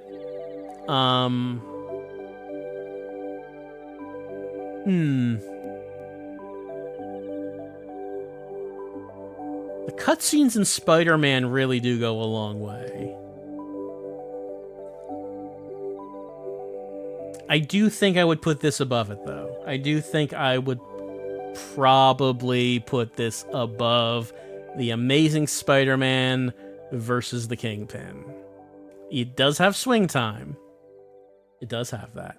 But I think this goes over that. Does it go over the Terminator? Terminator it seemed like a really good side-scrolling shooting game.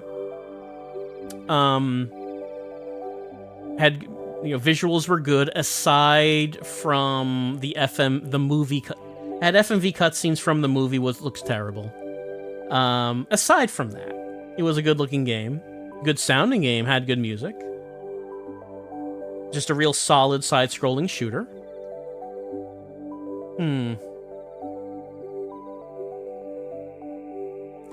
Would I put it over the Terminator?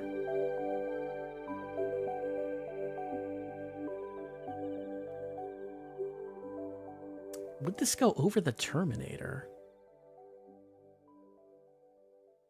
I think I was more engaged by this than the Terminator. So I think I would. Again, difficult to make direct comparisons against games that are so different from each other.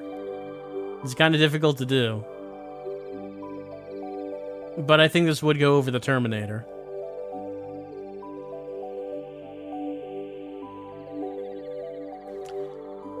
Could it go over Echo the Dolphin? So Echo the Dolphin, just like the Genesis game, looks very good with the Genesis color palette, has a fantastic CD soundtrack, plays in a very different way because, of course, you're a dolphin, you're swimming through the water. The controls are quite different from most other games. It's not a first-person dungeon crawler, but in a way, there's a similarity in that you're exploring a lot of large areas looking for things. I mean, side-scrolling instead of first-person.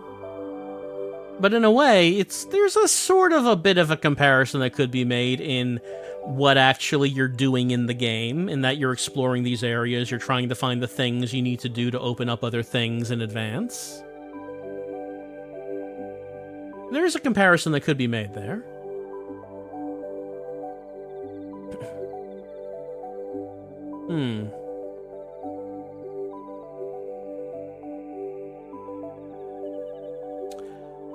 Would I be more compelled to play through Echo the Dolphin or Eye of the Beholder?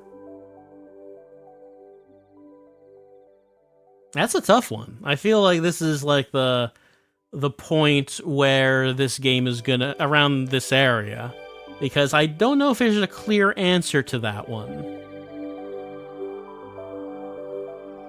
I'm not sure about a clear answer to that one.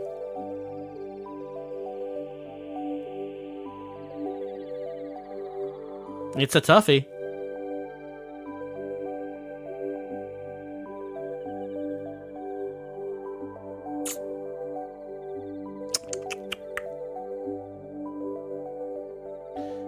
Maybe it's recency bias, but I think I would put it over Echo the Dolphin.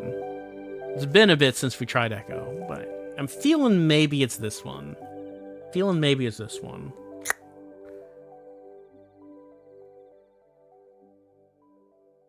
But then does it go over Wing Commander? So Wing Commander, it's another PC game.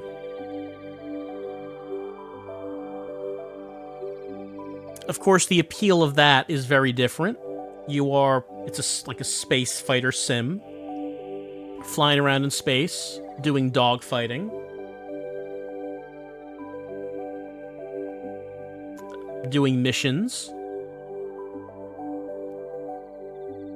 You have like little scenes between the missions where you're talking to people.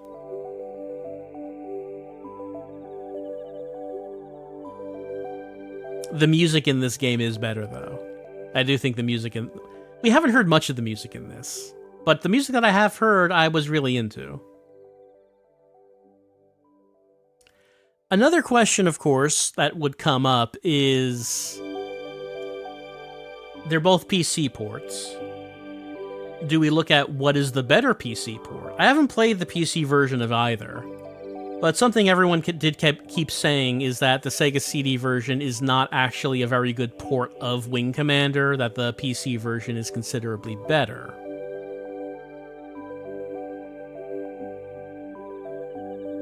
Does that affect this in any way? Well, I don't know how this is as a port compared to the PC version. I think it plays quite well. The mouse support looks like it works quite well. I don't feel like, again, I haven't seen the PC version, but I don't feel like it's struggling or feels downgraded in any way. Like in some cases, like with Secret of Monkey Island, you can really tell the game is struggling in some points to scroll the screen. It really doesn't feel like I'm not getting that from this game.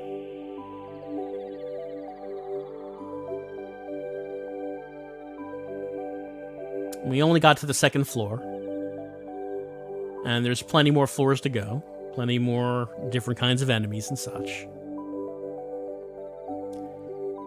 I think I probably would put this over Wing Commander. I think I would. How would it compare to Prince of Persia? Again, Prince of Persia, a PC port. Prince of Persia has that anime intro. It has the anime intro.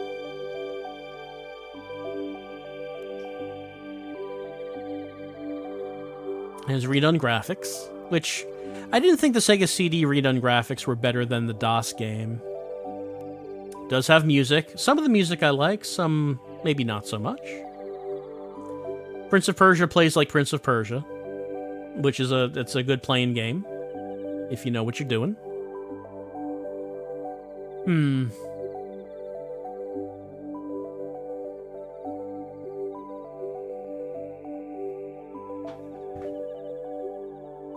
But then you get to the question of, if I was playing Prince of Persia, would I want to play the Sega CD one, or would I play the DOS one?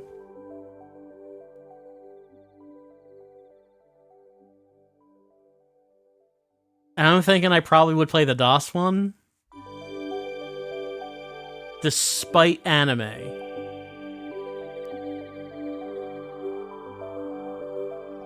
So I think I probably would put this over Prince of Persia.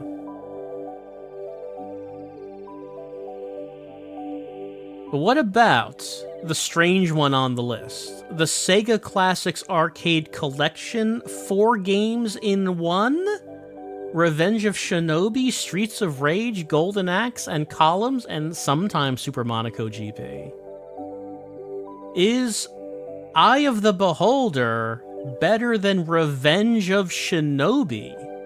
That's a difficult question.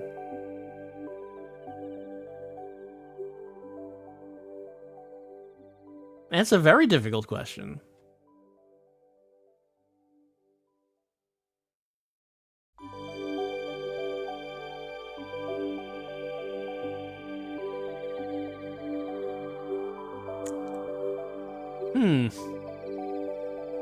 Of course, the thing about, as mentioned, whenever this collection comes up, is that Sega Classics Arcade Collection is not really CD enhanced. I mean, there's like slight differences, but not really. So it's just a matter of, hey, here's some good Genesis games on a disc. And it's like, yeah, that's good. That is good. And it ends up being high. It ends up being this high on the list because if something comes up this high, you ask the question, is blank game better than Revenge of Shinobi? And frequently the answer is no. Frequently it's no. Is Eye of the Beholder better than Revenge of Shinobi?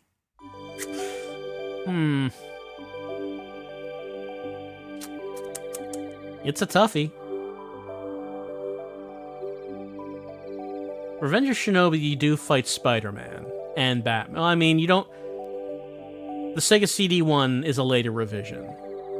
So I think they're not... Either one or both of them are not in there. You do fight Godzilla. You do fight Rambo. You fight the Terminator. You have that last boss. He swings his hair around. And then in the background, like this wall is coming down to crush your girlfriend, and it's very tense.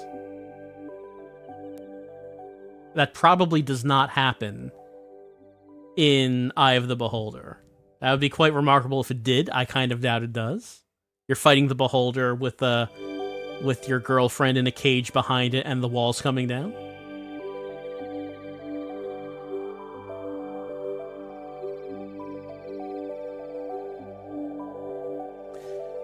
But the arcade collection games are not enhanced. Does that count for something? Now, if we look at Eye of the Beholder, it's not exactly using the features of the Sega CD. It is using CD music. We do have voice acting. It's not really like adding enhancements that much over the DOS game. Like, we're not really seeing FMV. We're not seeing scaling and rotation. So they just they didn't really like try to do that when they put this on here. So it's not like Sylpheed, which is like making big use of the features. But of course, you wouldn't have been able to put this game on... Well, could you have put this game on the Genesis? I think it was on the Super Nintendo, wasn't it? Obviously, you wouldn't have the CD music, you wouldn't have the voice acting. But maybe the game could have been on the Genesis.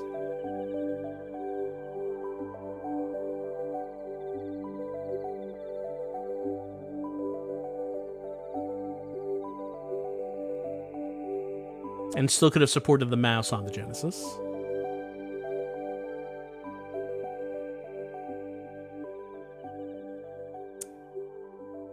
Can it surpass the arcade collection? I would also bring up that so far, this has been a unique game, a unique genre on the Sega CD. I'm pretty sure there might be one other dungeon crawler like this on the Sega CD, but maybe that's it. So this is not something we see a lot on the system. And if I don't know how the other one is, but if this was the only dungeon crawler that we saw on the system, I do think it seems like a really good interpretation of one. So yes, I do think I will put it over the Sega Classics Arcade Collection. I do think it will go there. Can Eye of the Beholder go over Out of This World? And I don't think I can do that. I think that's where it would have to stop, because Out of This World, or Another World, was a favorite of mine when I was younger. It was the Super Nintendo version. I really enjoyed it. That really engaged my imagination. I really like the mood, the tone, the early polygonal graphics on systems that really you would be surprised were doing that. Regardless of how we might feel about Part 2, the version of Part 1 that's on there is quite good.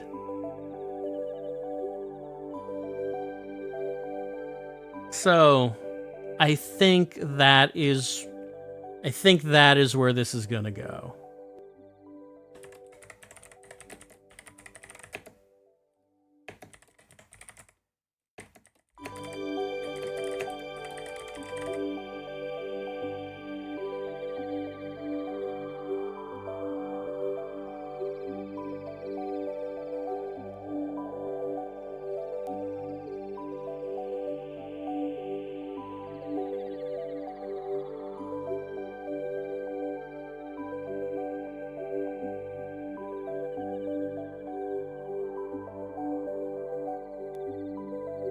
There it is. So, maybe a little bit better than they, our last tryout. Alright. A new game in the top 10. Its name just slightly longer than Heart of the Alien. Final Fight CD remains on top of the heap. So, hope you enjoyed this look at Eye of the Beholder and the reading of its thick with 2 C's manual. And, yeah, we got another one high up on the list, and that's what I like to see. You know, as fun as looking at bad games can be, the real purpose of going through this library is to find the gems. To find like the good stuff, to sift for gold. So we want to see games high up on the list. You know, it's preferable to get more of those than it is to get,